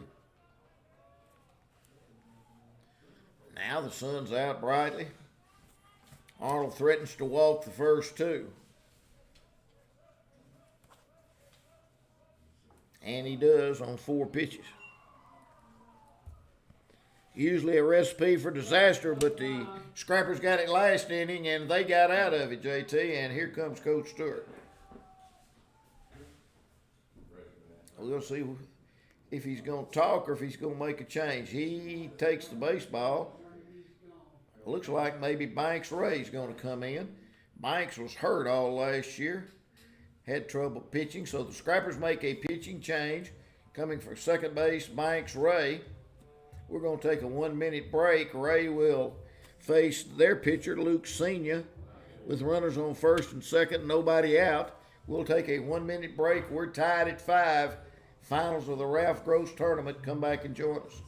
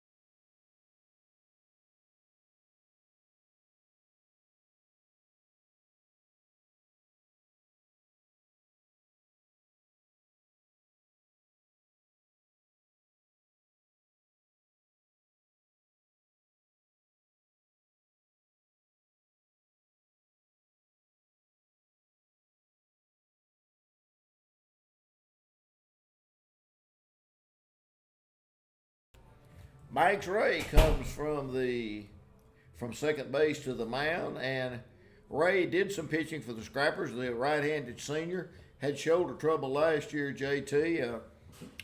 Got it fixed, and he's going to get his turn on the mound now. Arnold stays in the game at second base. He will face the 9th hitter, Luke Senior, as the Tigers have got it set up right now in this 5-5 game.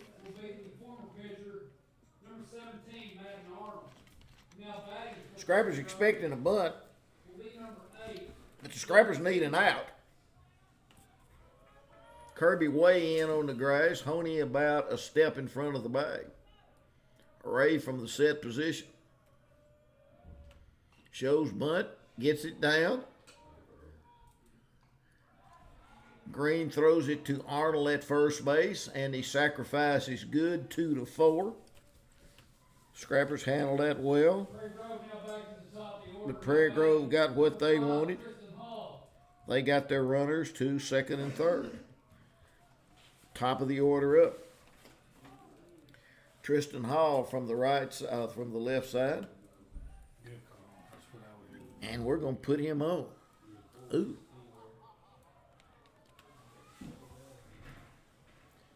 Scrappers put him on to load the bases. Prairie Grove, number 7, Bryce Ledgerwood. And Ledgerwood, he comes up to the plate and he's thinking, I'm wanting to do some damage. He's their star. Yeah, big spot for senior Banks Ray. No pressure, bases loaded, And a strike to Ledgerwood. Ledgerwood is double, but he has struck out twice today. He's the one who hit the home run. Kirby and Honey in, and ball gets away, and now they'll score a run. That ball, Ray couldn't hold it, and Green throws it back to Ray and throws it away, but Honey gets it. So wild pitch, scores the run. Prairie Grove goes ahead. Ray had been around the plate on his first few pitches, but threw that one against the screen. Yellow. Watching this ball when he was in the field. Now the Scrappers bring the infield in. Put him on. He get 2 home runs. I'm in the press box. I can't tell. Strike 2. He's hit 2 home runs.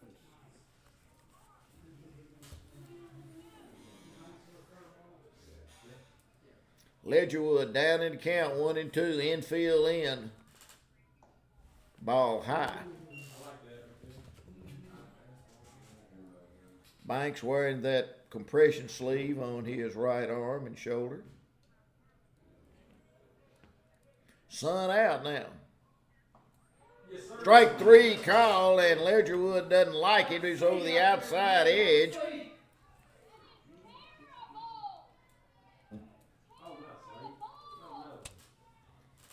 And that's a big second out, JT. that's huge. Little disgruntled fans, we can hear them through the glass here. They weren't happy with that call, but umpire called it, so that's what it is.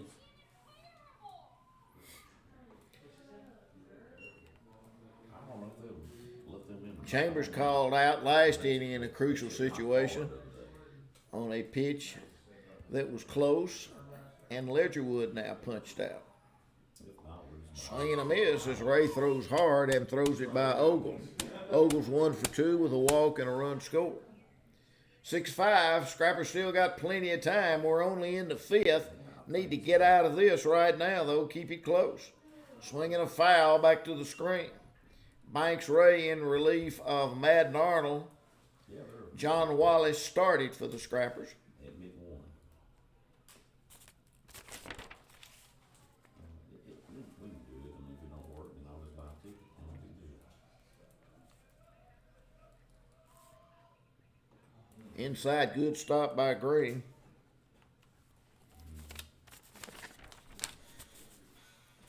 Left-handed hitting Ogle. So it's just $8. 2 balls and 2 strikes.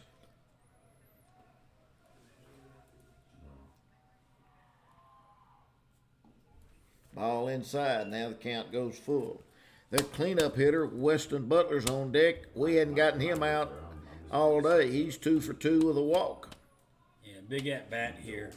Big pitch for senior Banks Ray. See if he can get us out of this. Ball high. Loads them up. Now back is Prairie Grove. Whatever you want to do, be good. Okay. The catcher, number 18, Weston Butler. I'll see you in a bit. Butler's hit 2 balls over the shortstop for base hits. And the story of this game, as I look back at my scorecard here in the 5th, they've got 11 walks or hit pitches. And Butler takes a strike. Yeah, free bases will always come back to Free bite you. bases come back to haunt you.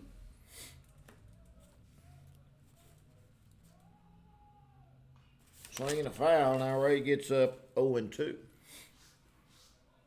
Come on, Banks.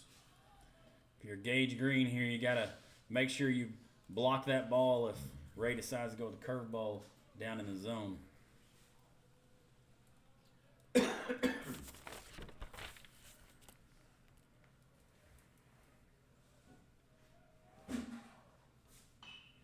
Swinging the ground ball to short. Hutchison gets it, steps on second for the out.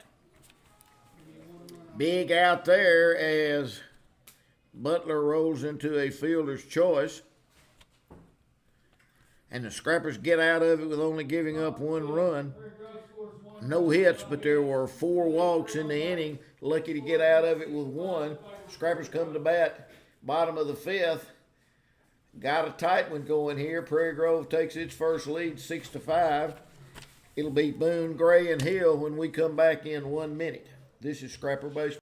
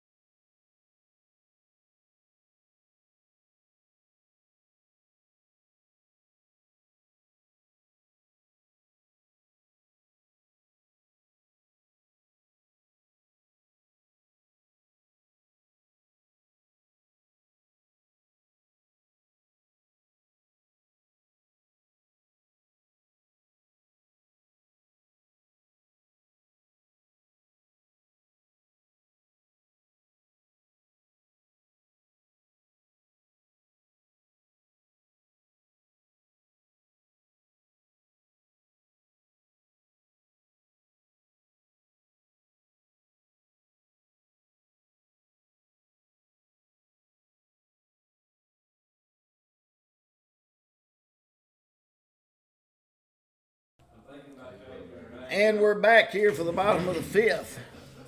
Luke Senior into his 2nd inning of work. He'll face Boone, Gray, and Hill. Scrappers get out of a mess in the top of the 5th, allowing only 1 run. Banks Ray came in, did a nice job, JT. Yeah, it's always great when you can bring in a senior in that situation who's been through those type of situations, and he gets you out of it. And hopefully now that you're at the part of the lineup that can really help you out, roll it over, maybe get some runs going. Butler throws it down. That's exactly right. Wind still whipping basically in, blowing in from center field, kind of toward the Scrapper dugout. Left-handed hitting outfielder pitcher Luke Boone leads it off for the Scrappers. Boone scored a couple of runs today. Doesn't have a hit, reached on a fielder's choice twice.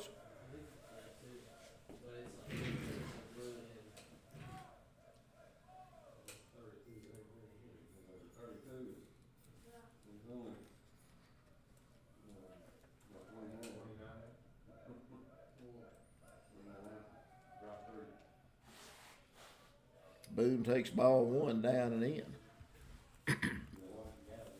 Rain has stopped. Equipment malfunction. Now we have a little equipment malfunction. The coach comes out. Butler's chest protector's got a little problem going on there. No, that's the electronic. Is that the electronic? Yeah, he can't hear. Thought he was messing with his chest protector, but maybe the antenna got out of place. They think they've got that fixed. It's high-tech sports anymore. Boone takes ball 2. That's kind of head back when And if you're the Scrappers here, you need base runners. Just got to get on base.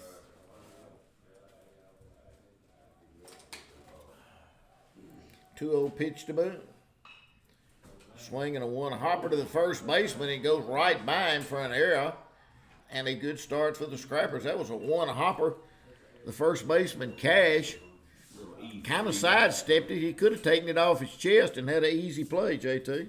Yeah, I think it might have got on him a little quicker than he thought, but like we said, base runners is all you need, and Luke Boone's the first one. Here's Gray. Let's see if Gray's going to bunt. Boone's got a little speed. Gray's got good speed. Gray's a good bunter. He's taking a long look down at Coach Stewart at third base. Looks like we're still having a little malfunction with the electronics to the catcher. Be a shame if we had to go back and start putting fingers back down again, Oh, JT. goodness, that'd be terrible. Really short lead by Boone. Gray shows bunt, pulls his bat back, takes a strike. Coach Stewart going through a lot of signs over there at third base.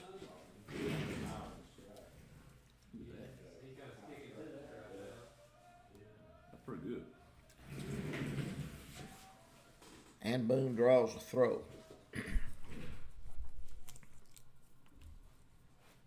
Bottom of the fifth, 6-5 Tigers. Game has really slowed down. Good many walks, rain, a lot going on here. Gray gets it down. Sacrifice will be good. And Boone has to hustle back into second. Nobody's covering third. He had a thought about trying to go from first to third, then trying to skid to a stop on that wet turf. He had to hustle back. Yeah, that was a risky move there. Good job to get back by Luke Boone. Sacrifice is good. Hill and Hutchison will have a chance to drive the runs in. Hill struck out, been hit by a pitch.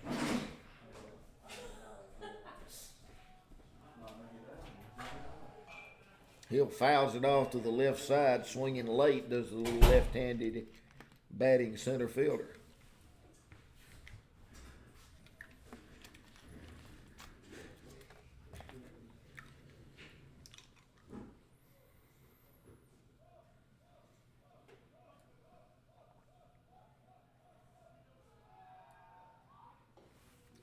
Hill shows bunt as the third baseman's back and pulls it back from a high pitch ball. 1-1 to Peyton Hill. Zeus Hutchinson on deck.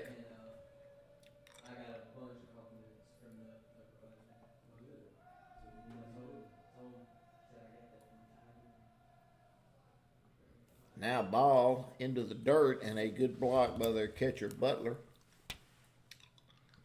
Hill goes up in the count 2-1. Second baseman and shortstop come in and talk to Senior. They're trying to keep Boone close at second base. He runs there with one out. He got on an error. Gray bunted him to second.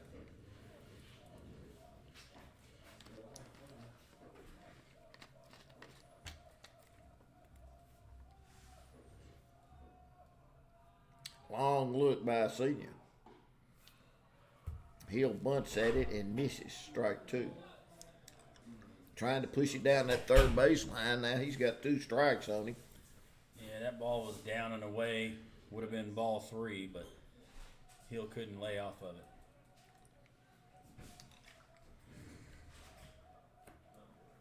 it. Two pitch coming. Now they throw to second. Boone back with no problem.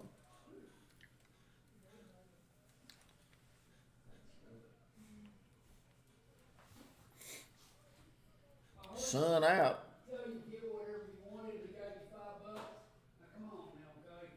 Let's make you sit in the back of the bus and give you $5 and get whatever you want. Now come on. 2 balls, 2 strikes, 1 out, 6-5 Tigers in the fifth. Swinging a miss, good fastball over the outside edge. And Hill strikes out for the second time today. Now it's up to Zeus Hutchison. He's 2 for 3. Batting for the Strivers, the shortstop, number 2, Zeus Hutchinson. And DeQueen, Bunch Nickel shows me DeQueen beats Mills 84-53. If they punch their ticket to Hot Springs, they'll be there. Pitch to Hutchison. High for ball 1. Bunch, do you know when the girl 4A final is in Hot Springs next week? Saturday high noon. High noon Saturday, he says, is when the 4A girls final is. Let me double check that.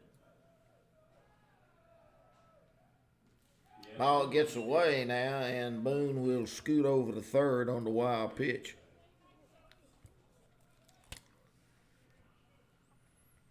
How about a wild pitch? How about an error to get the tying run in? How about a base hit by Zeus?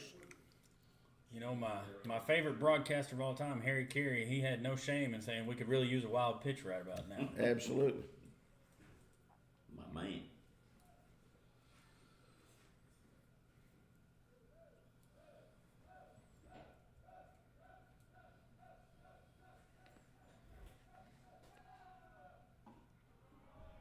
And a strike to Hutchison. He's taking all the way on 2-0, 2-1. Now the little shortstop trying to get this tying run in with 2 out. Correction, Johnny, that's the 14th. It'd be on Friday. He pops it up right on the infield. Who wants it? Second baseman wants it. Ledgerwood couldn't find it. Just stuck his bat out there and popped it up to second. Scrappers get a runner to third. Can't get him in. Game moves into the sixth.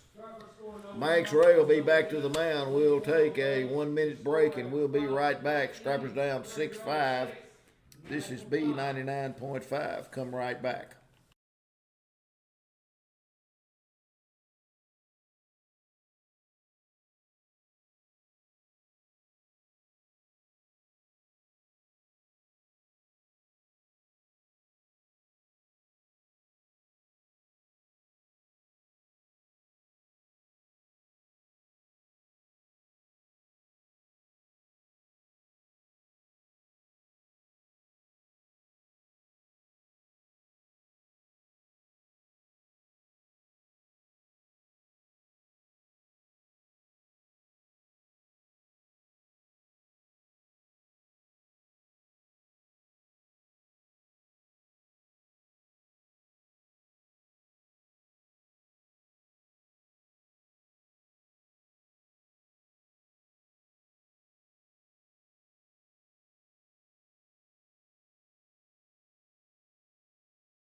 Banks Ray back to the mound, getting late. Scrappers down 1, playing for a Ralph Groves championship.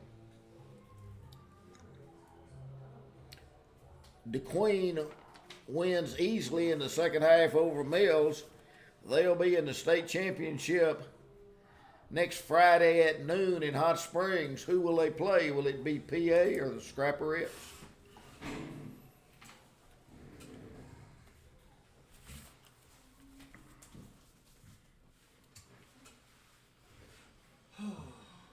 Leading off Prairie Grove at the top of the 6th inning will be number 15, Caleb Cart.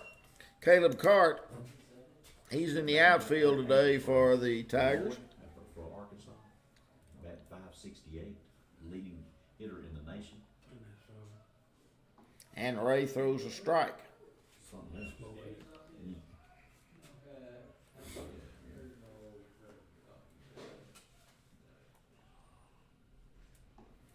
And he throws another strike. Same place, right over the outside edge. Good location for the first 2 pitches by the senior right-hander Banks Ray. Little looper over the second baseman's head. And there comes Gray, and he puts it away. And Gray gets that really good jump on the ball. I thought off the bat that was trouble, JT, and Gray made it easily. Yeah, I did too. Threw my hands up thinking, dadgummit, 2 strikes. He's going to poke one out there. But, you know, Hayden Gray covers a lot of ground out there in right field. He's got some speed, but he really gets a good read on the ball, good jump. Flum takes the ball outside. Flum's been on the base once via a walk. Now quickly ball 2.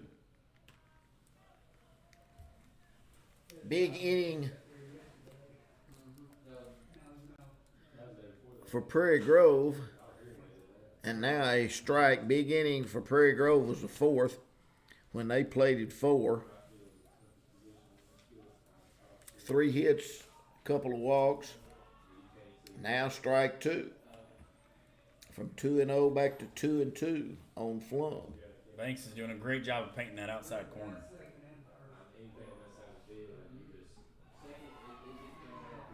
And ball 3, and Green gets ready to throw it around, and Scrappers don't get the call.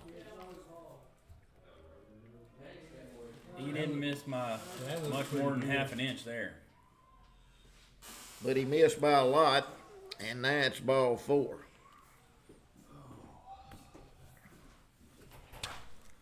Tough 2-2 pitch.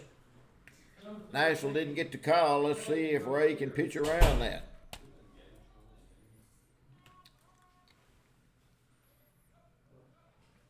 Rozier looks down, gets his signs from Coach Cameron. Let's see if they want to run. Swing and a miss, takes a little off.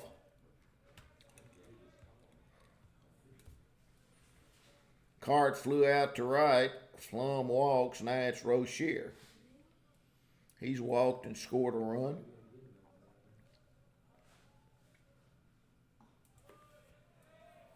Ball outside. Scrappers using their third pitcher of the day. John Wallace, Madden Arnold, now it's Banks Ray. There goes the runner.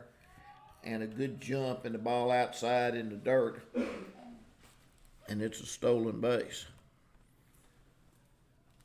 Picked a good pitch to go on there, breaking ball down and away, and wasn't a chance for Gage Green to do anything. Gage had thrown a few runners out early in the season, got a good quick release.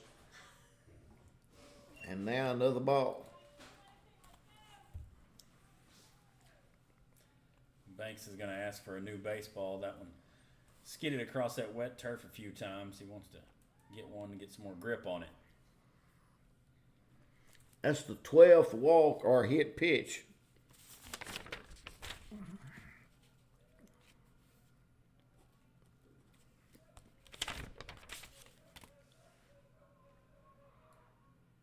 And the ball goes outside and another walk.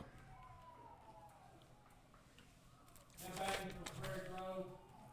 Number 14. And JT, when you're averaging 2 free bases an inning, you're going to give up some runs. That's just the bottom line. Absolutely, and to be only trailing by 1 after all that, it just is amazing to me.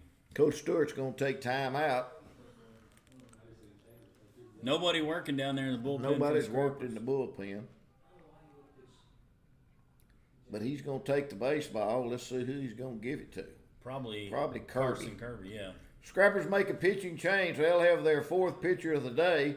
Left-hander Carson Kirby coming in from first base. Scrappers down 6-5. Kirby will be pitching in the 6th with 1 out and runners at first and second. We're going to take a 1-minute break. We'll be right back. This is Scrapper Baseball.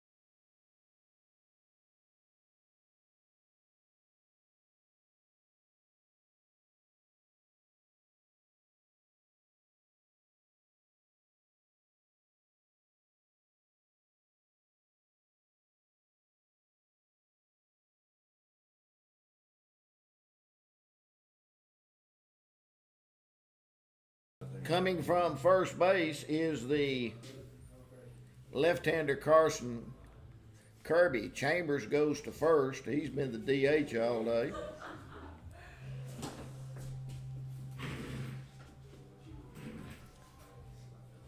And Banks Ray will head out to second, and they'll send Madden Arnold into the dugout.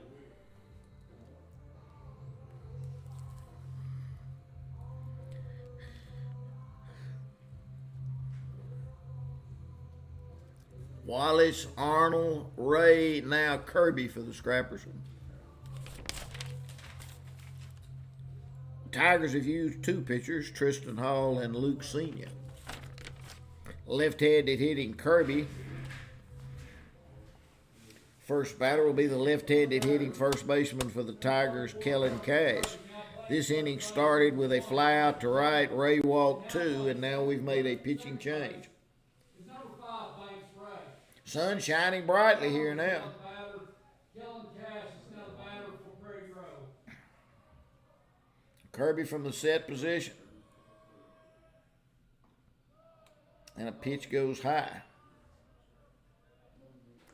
Kirby won't overpower you on the mound. Gotta work location,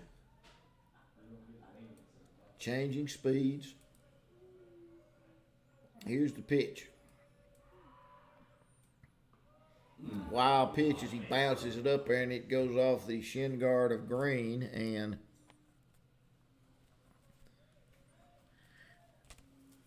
now the Tigers have got something set up. This is the 9th pitcher of the week for the Scrappers. 9th pitcher of the week. Wow.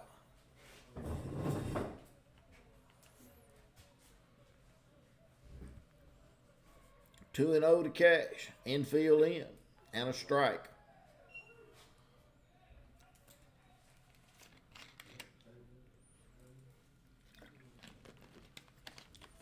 Scrappers down 1.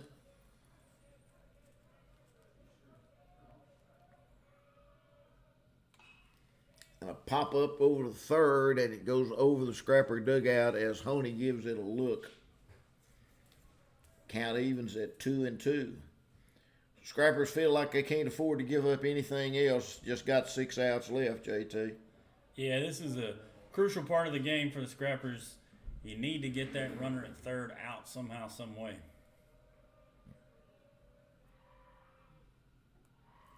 Ball low.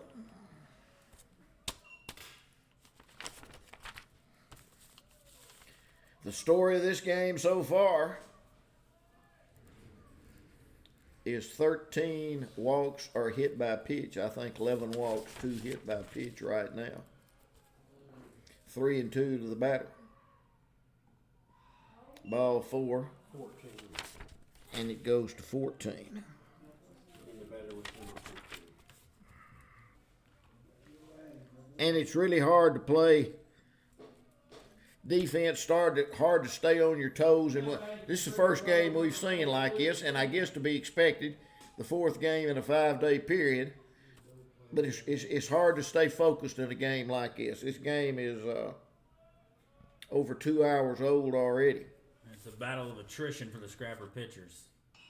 Senior pops it up, and I think it's going to get out of play, and it is over by their bullpen. The only thing you can say right now is you got the force, so maybe a little tapper back to the mound, get you an old 1, 2, 3. Infield fly. Ray and Hutchison look for 2 up the middle. Chambers has moved to first. He and Honey are in. Ground ball, and it'll find a hole.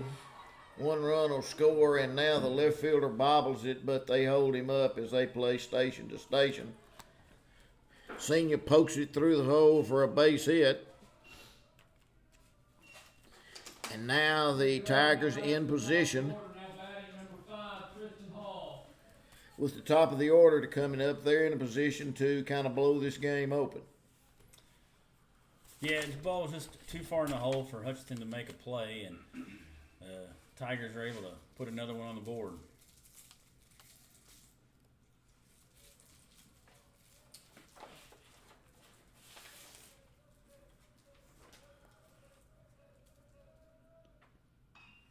Pop up should be the infield fly rule. Chambers taking charge. He drops it, and everybody knows what's going on, and nobody moves. So Hall is out. No harm, no foul, huh? But Chambers, one of our better outfielders, maybe the first fly ball or pop up I've ever seen him drop, JT. But yeah. he picked a good time to drop one. You can see that flag is whipping out there, and it just kept curling back towards the middle of the field, and he stuck his glove out and just missed it. Wind blowing straight in. We're in the press box. We can't feel it. Good thing. Kirby takes a ball. This is Ledgerwood. He's 1 for 4 with a double. Called out on a pitch last time, a big out in the inning. He's hit 2 home runs this tournament. He'll have to crank it to get it out of here right now, JT. Yeah, the wind is definitely blowing in. You can see the flags on the poles and the center field flag. They're all blowing directly back at us. Ground ball up the middle. Hutchison stays down, steps on second. Scrappers get out of it with limited damage, but the Tigers pick up a run, but the Scrappers still in it. Nashville down 7-5. Come back and join us as Scrappers have the meat of their order. Ray, Chambers, and Green. We'll be back in 1 minute.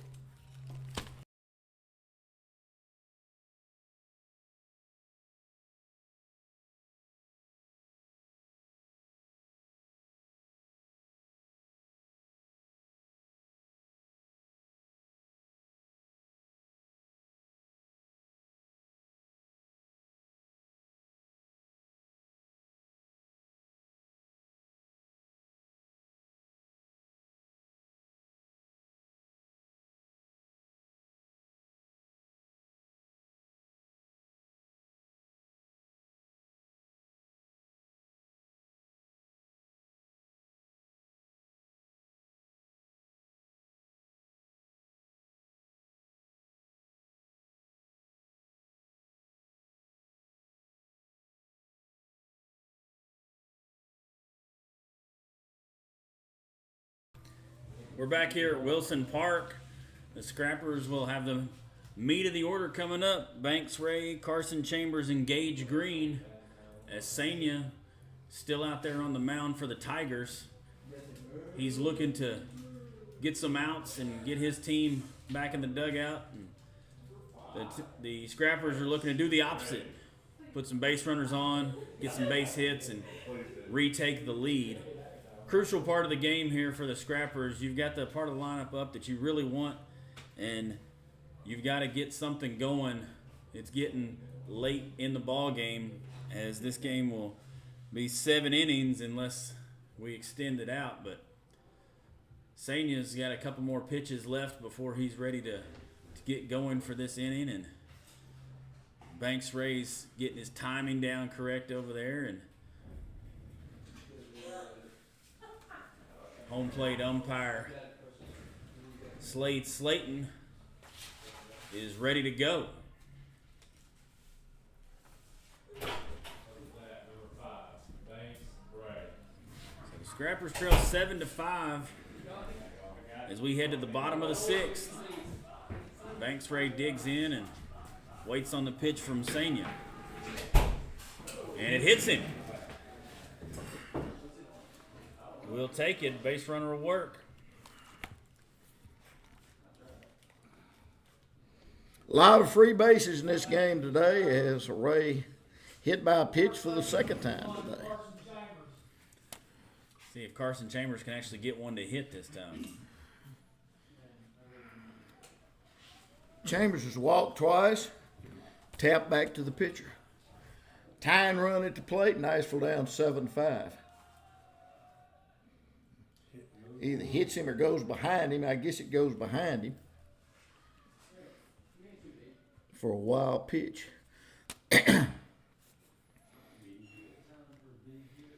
You would hope that at some point the pitching depth would come to affect the Tigers as well. Well, when you've played 4 games in a week, especially early in the year, you can expect a game like this. You don't like them, but you can expect them. Way outside now to Chambers. Boy, Chambers was good against Shiloh last night, huh, JT? Tell you what, he was. He was hitting his spots, and the ball was zipping around. Looked good. Ball gets away, and ball 3, and Ray goes to third.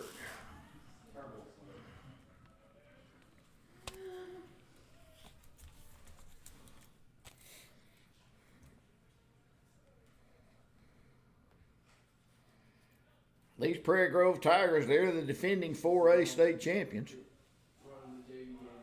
Some really good teams here in this tournament this weekend.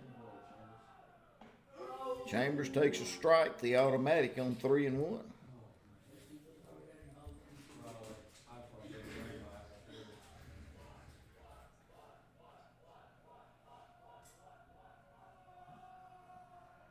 Long look over at third. Now Chambers asks for time. Chambers sitting in the driver's seat with a 3-run count. They play Chambers straight away with the wind blowing straight in from center field.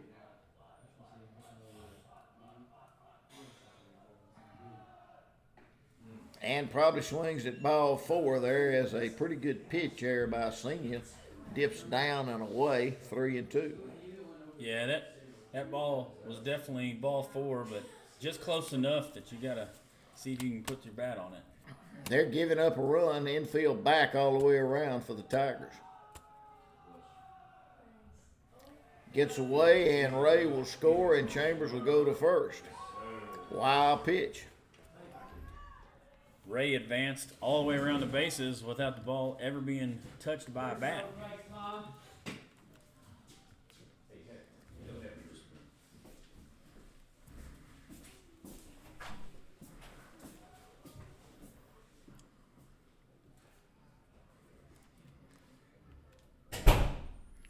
That's their 7th free base they've given up. Walker hit by a pitch. And now Coach Cameron out, and looks like he may make a pitching change, and he will. The Tigers are going to make a pitching change as this game continues on at a snail's pace. The score is 7-6 Prairie Grove. Somebody's going to be the champion after 7 innings. Scrappers have the tying run at first. Prairie Grove makes a pitching change. Come back and see what happens. This is Scrapper Baseball on B99.5.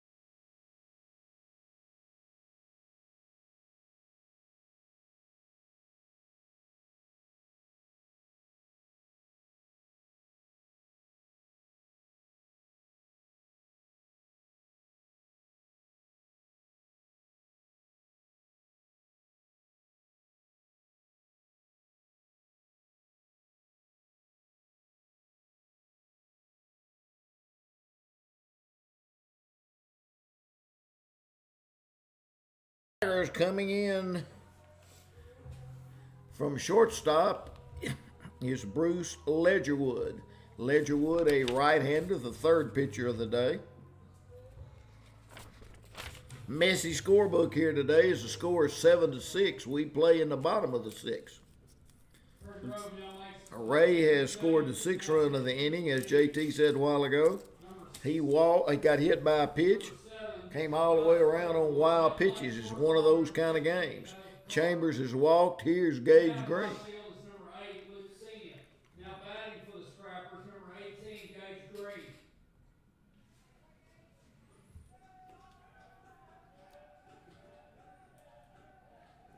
Ledgerwood's first pitch of the day. He's the 3rd pitcher. And a ball inside. Lots of pitches in this game, JT. Absolutely, a ton of them. Pretty good lead by Chambers. He gets a better lead than any Scrapper runner. There you go. Green hits it into right field. Let's see if it gets down, and it does. Chambers has to wait a second to see if the right fielder gets it. Green continues his good hitting as he pokes a single into right field. That ball held up. The wind knocked it down. Yeah, I think that the right fielder, if he'd have been hustling the whole way, probably could have caught that, but it just got knocked down and fell down in front of him. Now batting for Nashville, Scrappers have played a lot of small ball this year. Maybe a bunting situation here with Kirby. Good contact hitter Honey behind him. Go ahead, run at first base. One of those wild pitches we were talking about being nice right here. Yeah, that's an easy sacrifice bunt. You get to base, don't give up the out. Fritz runs for Green. Kirby doesn't show bunt and takes a strike.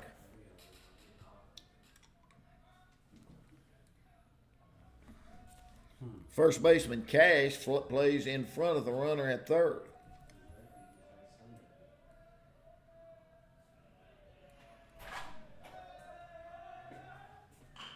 Kirby taps it to the right side. They'll have to hurry to get one out, and the first baseman catches it. It wasn't a sacrifice bunt, but it's exactly the same thing. As Kirby hits a little high hopper to the left of the first baseman, he gives it to Ledgerwood for the out, and the runners advance. It's to second and third. Let's see what Honey can do with it now.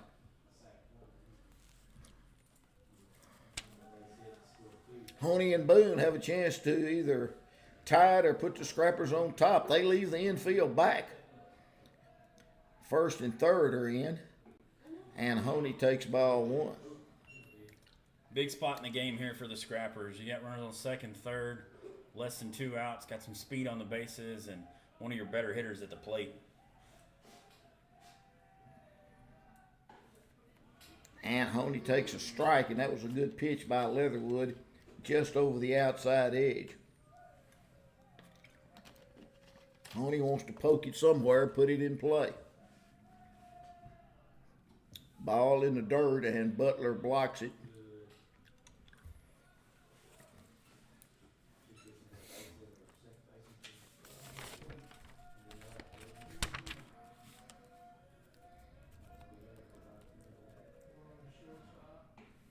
Now a ball outside to Honey. He gets up in the count.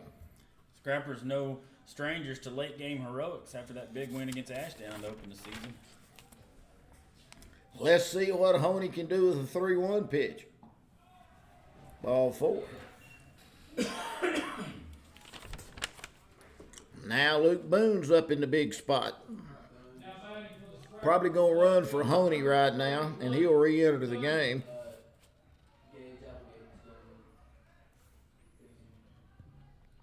Courtesy running now at first base for the Scrappers, number 15, Gabe Applegate. Applegate comes in to run for Honey. He's a freshman. They've got high hopes for Applegate in the next few years as a Scrapper. Luke Boone in the key spot right now. Bases loaded, 1 out. Nashville down 1. Bottom of 6. Big cut, and Boone has something to hit, and he took a rip, just came up empty. That was the one you want to get back.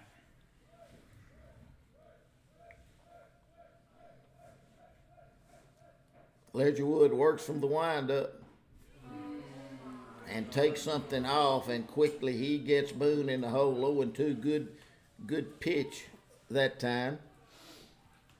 Boone wants to put it in play. Tie and run at third.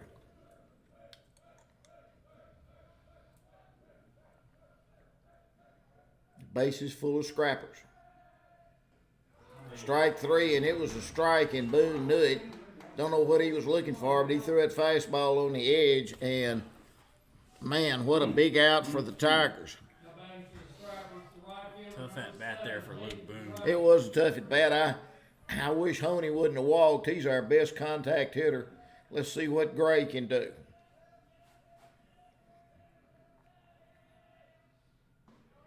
Boy, and Ledgerwood's got it going now. He throws a front door curveball right over the inside edge, and his last 2 or 3 pitches have been really good.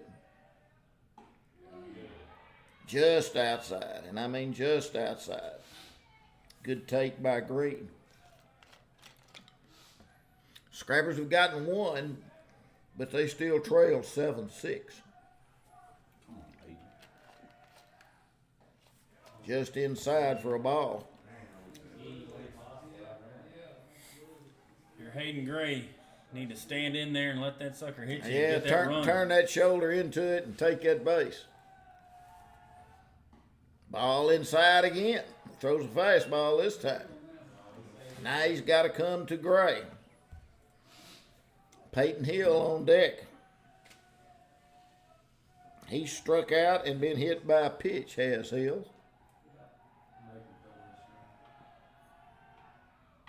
Gray shoots it fair down the left field corner. 1 run in, 2 runs in. Here comes the other run around third. He's flying to the plate, safe, and a big bases loaded double by Hayden Gray. Shoots it down the left field line, and you can hear the Scrapper fans cheering. Doing my best not to scream into the microphone. What a hit by Hayden Gray. 2 strikes, 2 outs, clutch point of the game, and he drives one down to the left field line. Bases clearing double, and the Scrappers are on top 9-7. Reminiscent of Banks Ray Monday afternoon against Ashdown. Bases clearing double with the bases loaded. Looks like we got a pinch hitter. Now batting for the Scrappers, number 9, Brett Fritz. Brett Fritz coming in to bat for Hill. I've heard that Brett Fritz has been very impressive in practice.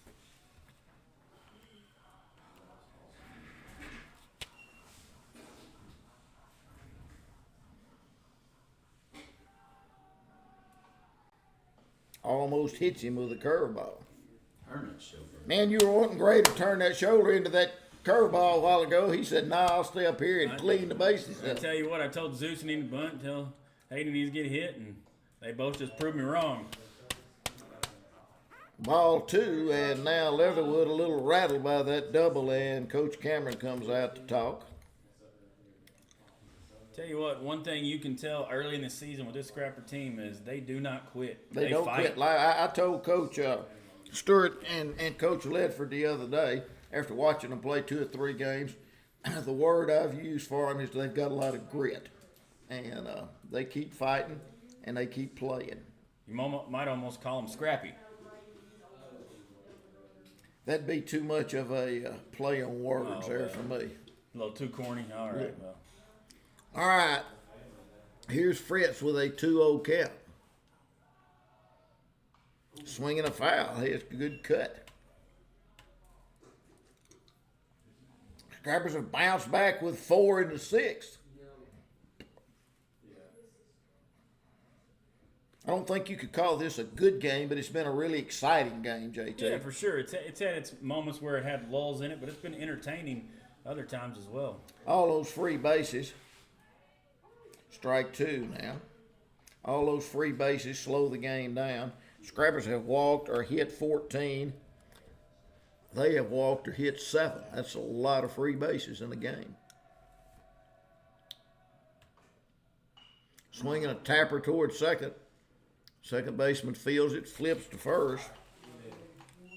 And Fritz is out 4-3, but the Scrappers send 8 to the plate. They score 4 runs on 2 hits. The big one was a bases clearing double by Hayden Gray. Scrappers come back to the mound. The left-hander Carson Kirby, can he get them out? Scrappers up 9-7, playing for the championship of the Ralph Groves tournament. Come back and join us. We'll be back in 1 minute. Scrappers trying to win their 4th game in a row this week. We'll be right back on B99.5.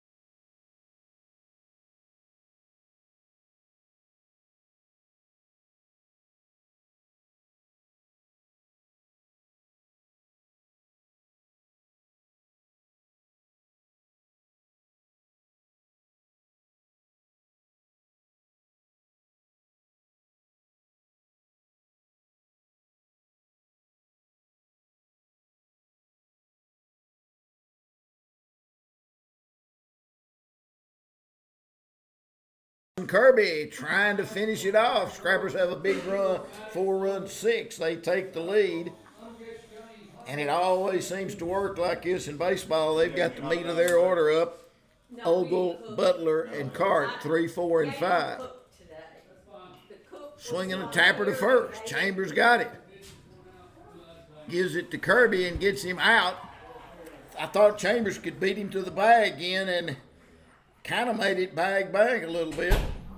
Yeah, that Did was they call him safe? Did they call him safe?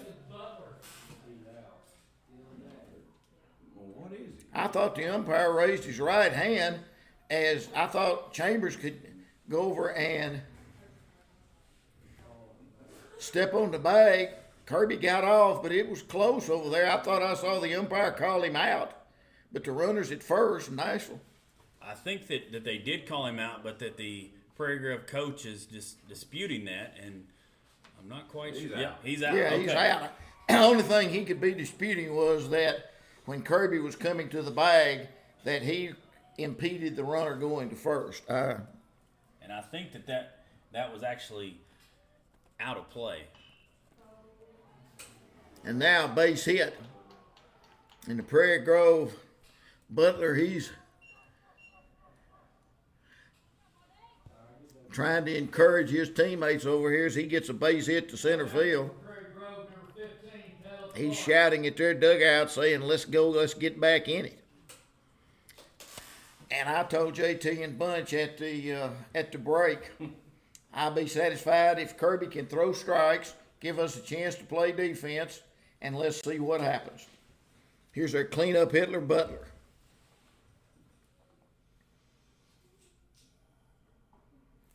Ooh, just inside. Good pitch by Kirby. But he didn't get the call. Yeah, now that you've got the lead, if you can just throw strikes and see what your defense can do. And a ball. You know this game's not going to be easy because the way it's gone ever since it started today, though. Well, it sure would be nice if it would, though. 1 out, 1 on, Nashville 2 up in the 7th. Way outside, ball 3. Scrappers have given 14 walks and Kirby throws this one right down the middle as Cart tries to rattle him by showing bunt.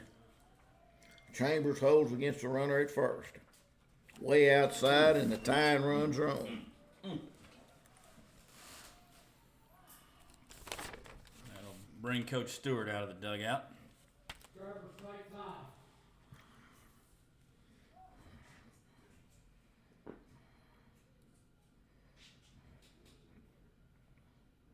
Coach Stewart comes out to the dugout. Coach Stewart would like to bring Mariano Rivera in right now for these last 2 outs, JT, but I think he's retired. Maybe he's got some eligibility left. We can get him here quickly. How about that, Jill? You take Rivera. Coach Stewart trying to settle him down. Book him, Dano. He goes back to the dugout, tying runs at second. Go ahead and run at the plate. Never easy, and if you watch this game, you knew it wasn't going to be easy. Flum, the batter, he's walked twice. Popped up. Let's see if Gray can get there. Took foul. Uh-oh. Throw it in. Hits fair, doesn't it? It does. That's Hits pretty fair about 6 inches down the right field line. Just a fluke over the first baseman's head. And now the bases are loaded. I was watching Gray try to get there, and he gave it everything he had. 13, Hayden Rozier. You know it's in no man's land if Hayden Gray doesn't get to it. Scrapper's still playing back. Tying runs at second. And a strike. Roll me a pair. Roll me a pair. Rozier, he's walked twice, flied to center, and struck out.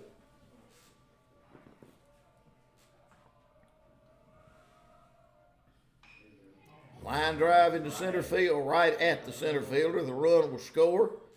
Good job by the defense as we throw it in and keep the guy at second from going to third. So a sacrifice fly for Rozier. And it's up to Kellen Cash.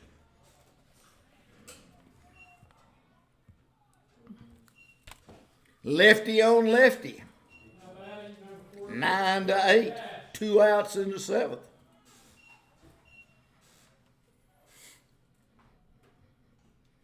Good pitch in on his hands, and Cash fouls him. Cash has walked 3 times and rolled to second. Carson Kirby tries to save it. Come on, Kirby.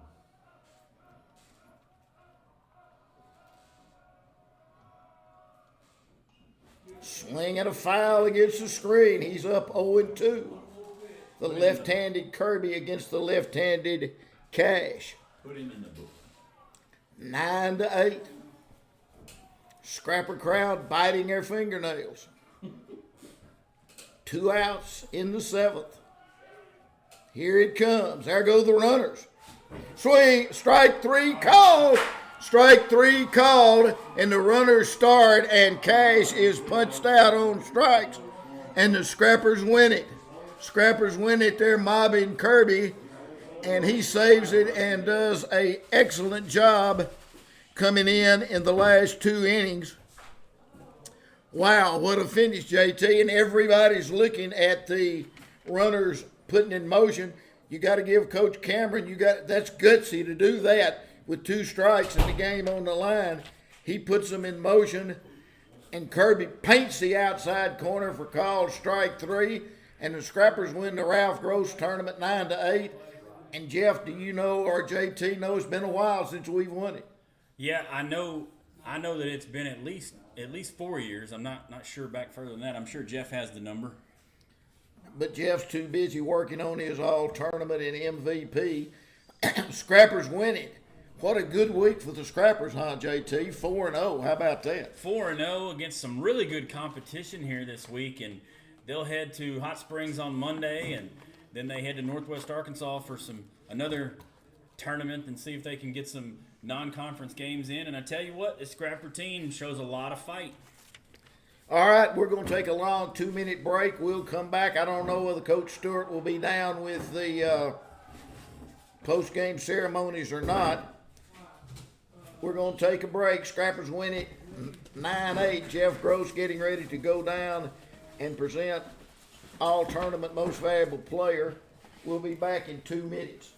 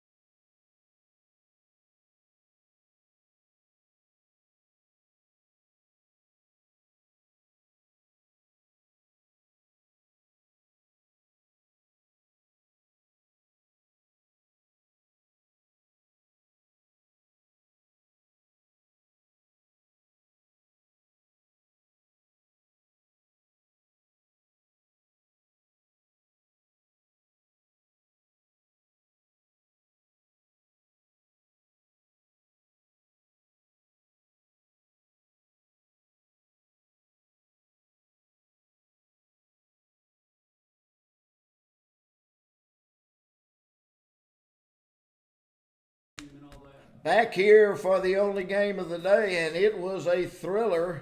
The Scrappers beat the defending 4A state champions 9-8, the Prairie Grove Tigers, and it was back and forth all day.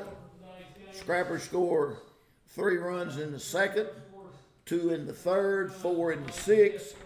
Prairie Grove scores a run in the 3rd, big inning 4 in the 4th, 1 in the 5th, 1 in the 6th, 1 in the 7th, and JT, they left the tying runs on base, and Carson Kirby comes in big. There's all kind of big things, but 2 big things: Kirby finishing and Hayden Gray's bases clearing double. I tell you what, you can't say enough about the fight that this Scrapper team has. They're down late. They had a big lead early, 5-1. They fall behind, and they just keep fighting and keep getting on base. And you said it, Hayden Gray, 2 strikes, 2 outs, ropes one down the line, bases clearing double, and Carson Kirby comes in and gets the win. And a bunch of pitchers used this week for the Scrappers, but I tell you what, you couldn't be more proud if you're a Scrapper fan. And so, tournament sponsor Jeff Gross is at home plate presenting awards, and we're going to tell you who they are in a minute. We'll see if Coach Stewart gets up here, and we'll talk about the tournament and what a mixture of weather for 4 days. Absolutely. We've had rain, we've had wind, and we've had sunshine all day today in different parts.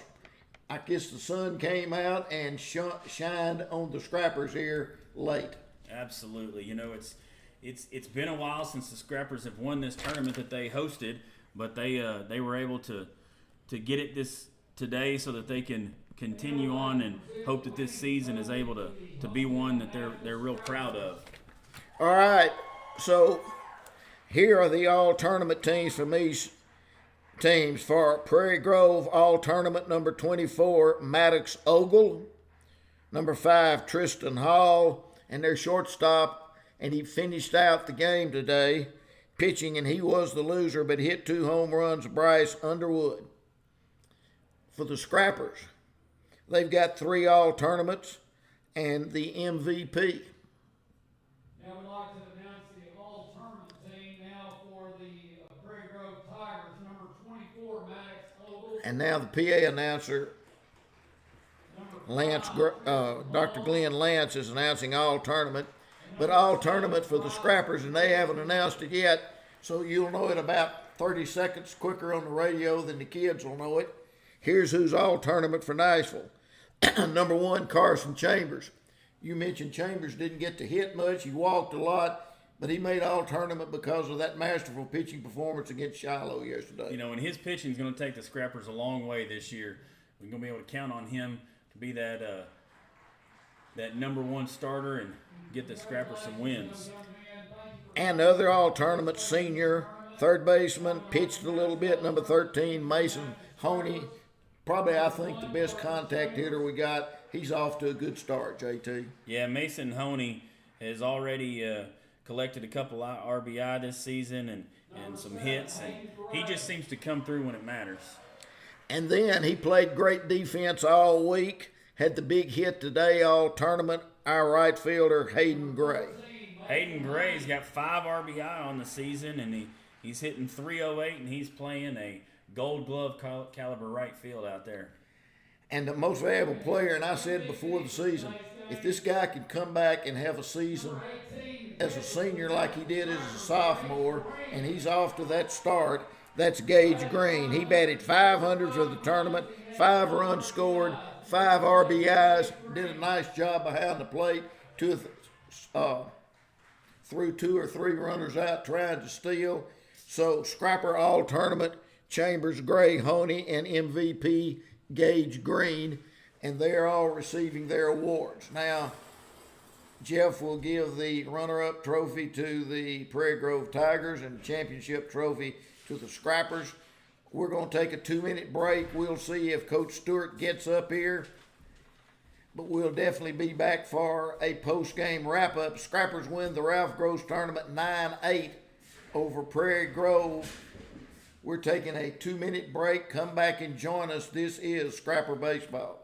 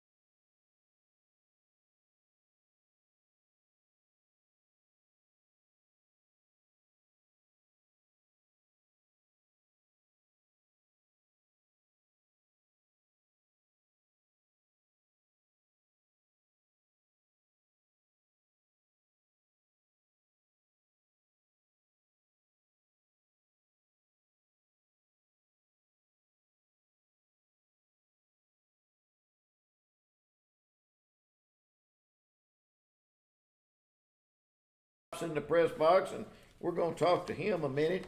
Coach Stewart, I'll give you some opinions, but I think you would agree it wasn't the greatest baseball game. It wasn't the greatest game of baseball, but it was really exciting all the way through. It was. And I told you, your kids have grit, and they showed it again. They did. You know, playing through rain. I pitched in rain. I played in rain. It's hard. It's hard to do. It's hard to throw the ball. It's hard to get a grip.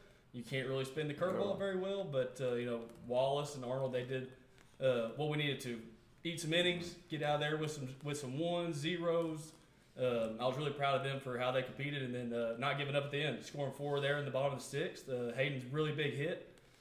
Banks getting hit twice. I mean, started a couple rallies. I mean, I thought our kids did a really good job. No doubt, and I thought till the rain came, and JT and I talked about it.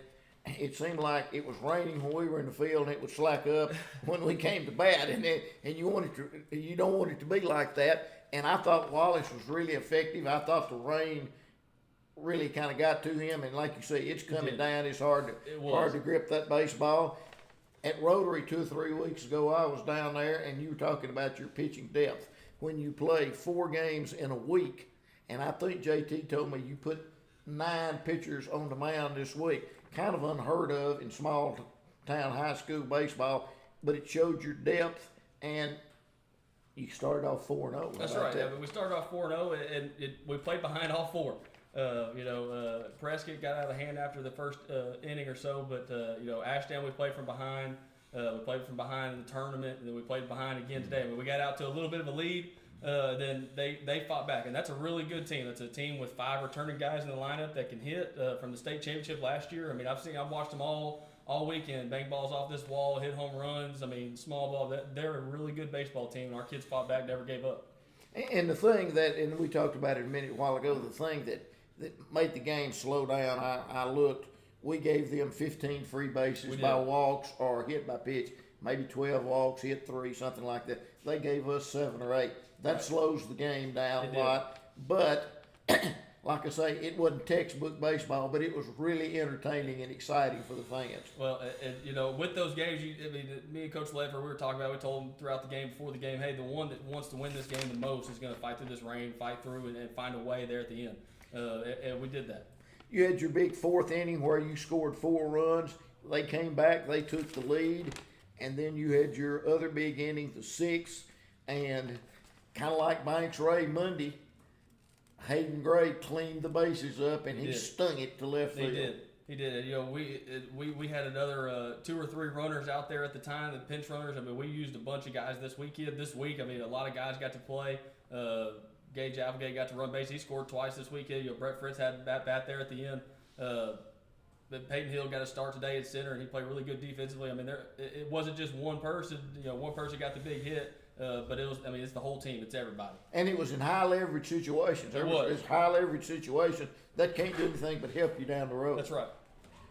All right. So JT has mentioned it, but you're going to be the road scrappers here for a while. We are. Talk about what's coming up for the next week or 2. 9 of our next 10 are on the road. We go to Lakeside Monday, then we go up to Prairie Grove, and we play 3 games there in that tournament. Those times depend on our girls' state championship time. They got to take business tonight, and then we'll figure that out. But then we go 3 games Prairie Grove, and then we come back and we go to Ashdown the Monday before spring break, and then we start conference. So we go to Camden on Tuesday, and then we're at home against Camden on Friday. And we have mentioned that a little bit different this year. 2 things, and Frank and I have talked about it. District's a little different. Only 6. We've lost Ashdown. We've lost Malvern. This year the coaches got together, and you're playing the same team the same week. So if you play Camden on Tuesday, you're playing Camden on Friday. That's if you right. play Magnolia on Tuesday, you're playing Magnolia on Friday. And we start with Camden. We start with Camden. And then after the Camden week, we go in spring break. We'll give a couple days off there before we go to the Robinson tournament. And we've got 3 solid teams we're playing there. So of our next 10, I mean, we're on the road 9 of them. We're only here 1. And as we talked about, not here a lot and an ambitious schedule, but when you beat Shiloh and Prairie Grove twice in the same week, pretty good start. Congratulations. Good start. Thank you. All right, we're going to wind it up here at Wilson Park. Scrappers win a thriller 9-8. We've kind of gone over it. The big blow, though, was a 6-inning bases clearing double by Hayden Gray. We appreciate Jeff Gross being here. Just presented the all-tournament runner-up and championship trophy goes to the Scrappers. Now, Nashville has won the Ralph Gross tournament. Hopefully the Scrapperette basketballers can go take care of business against an undefeated Pulaski Academy team. Bunch Nichols will have the call for you tonight on B99.5 and the live stream. Scrappers win it 9-8. For JT Carter, for Frank Preer, that's not here today, and we appreciate Dale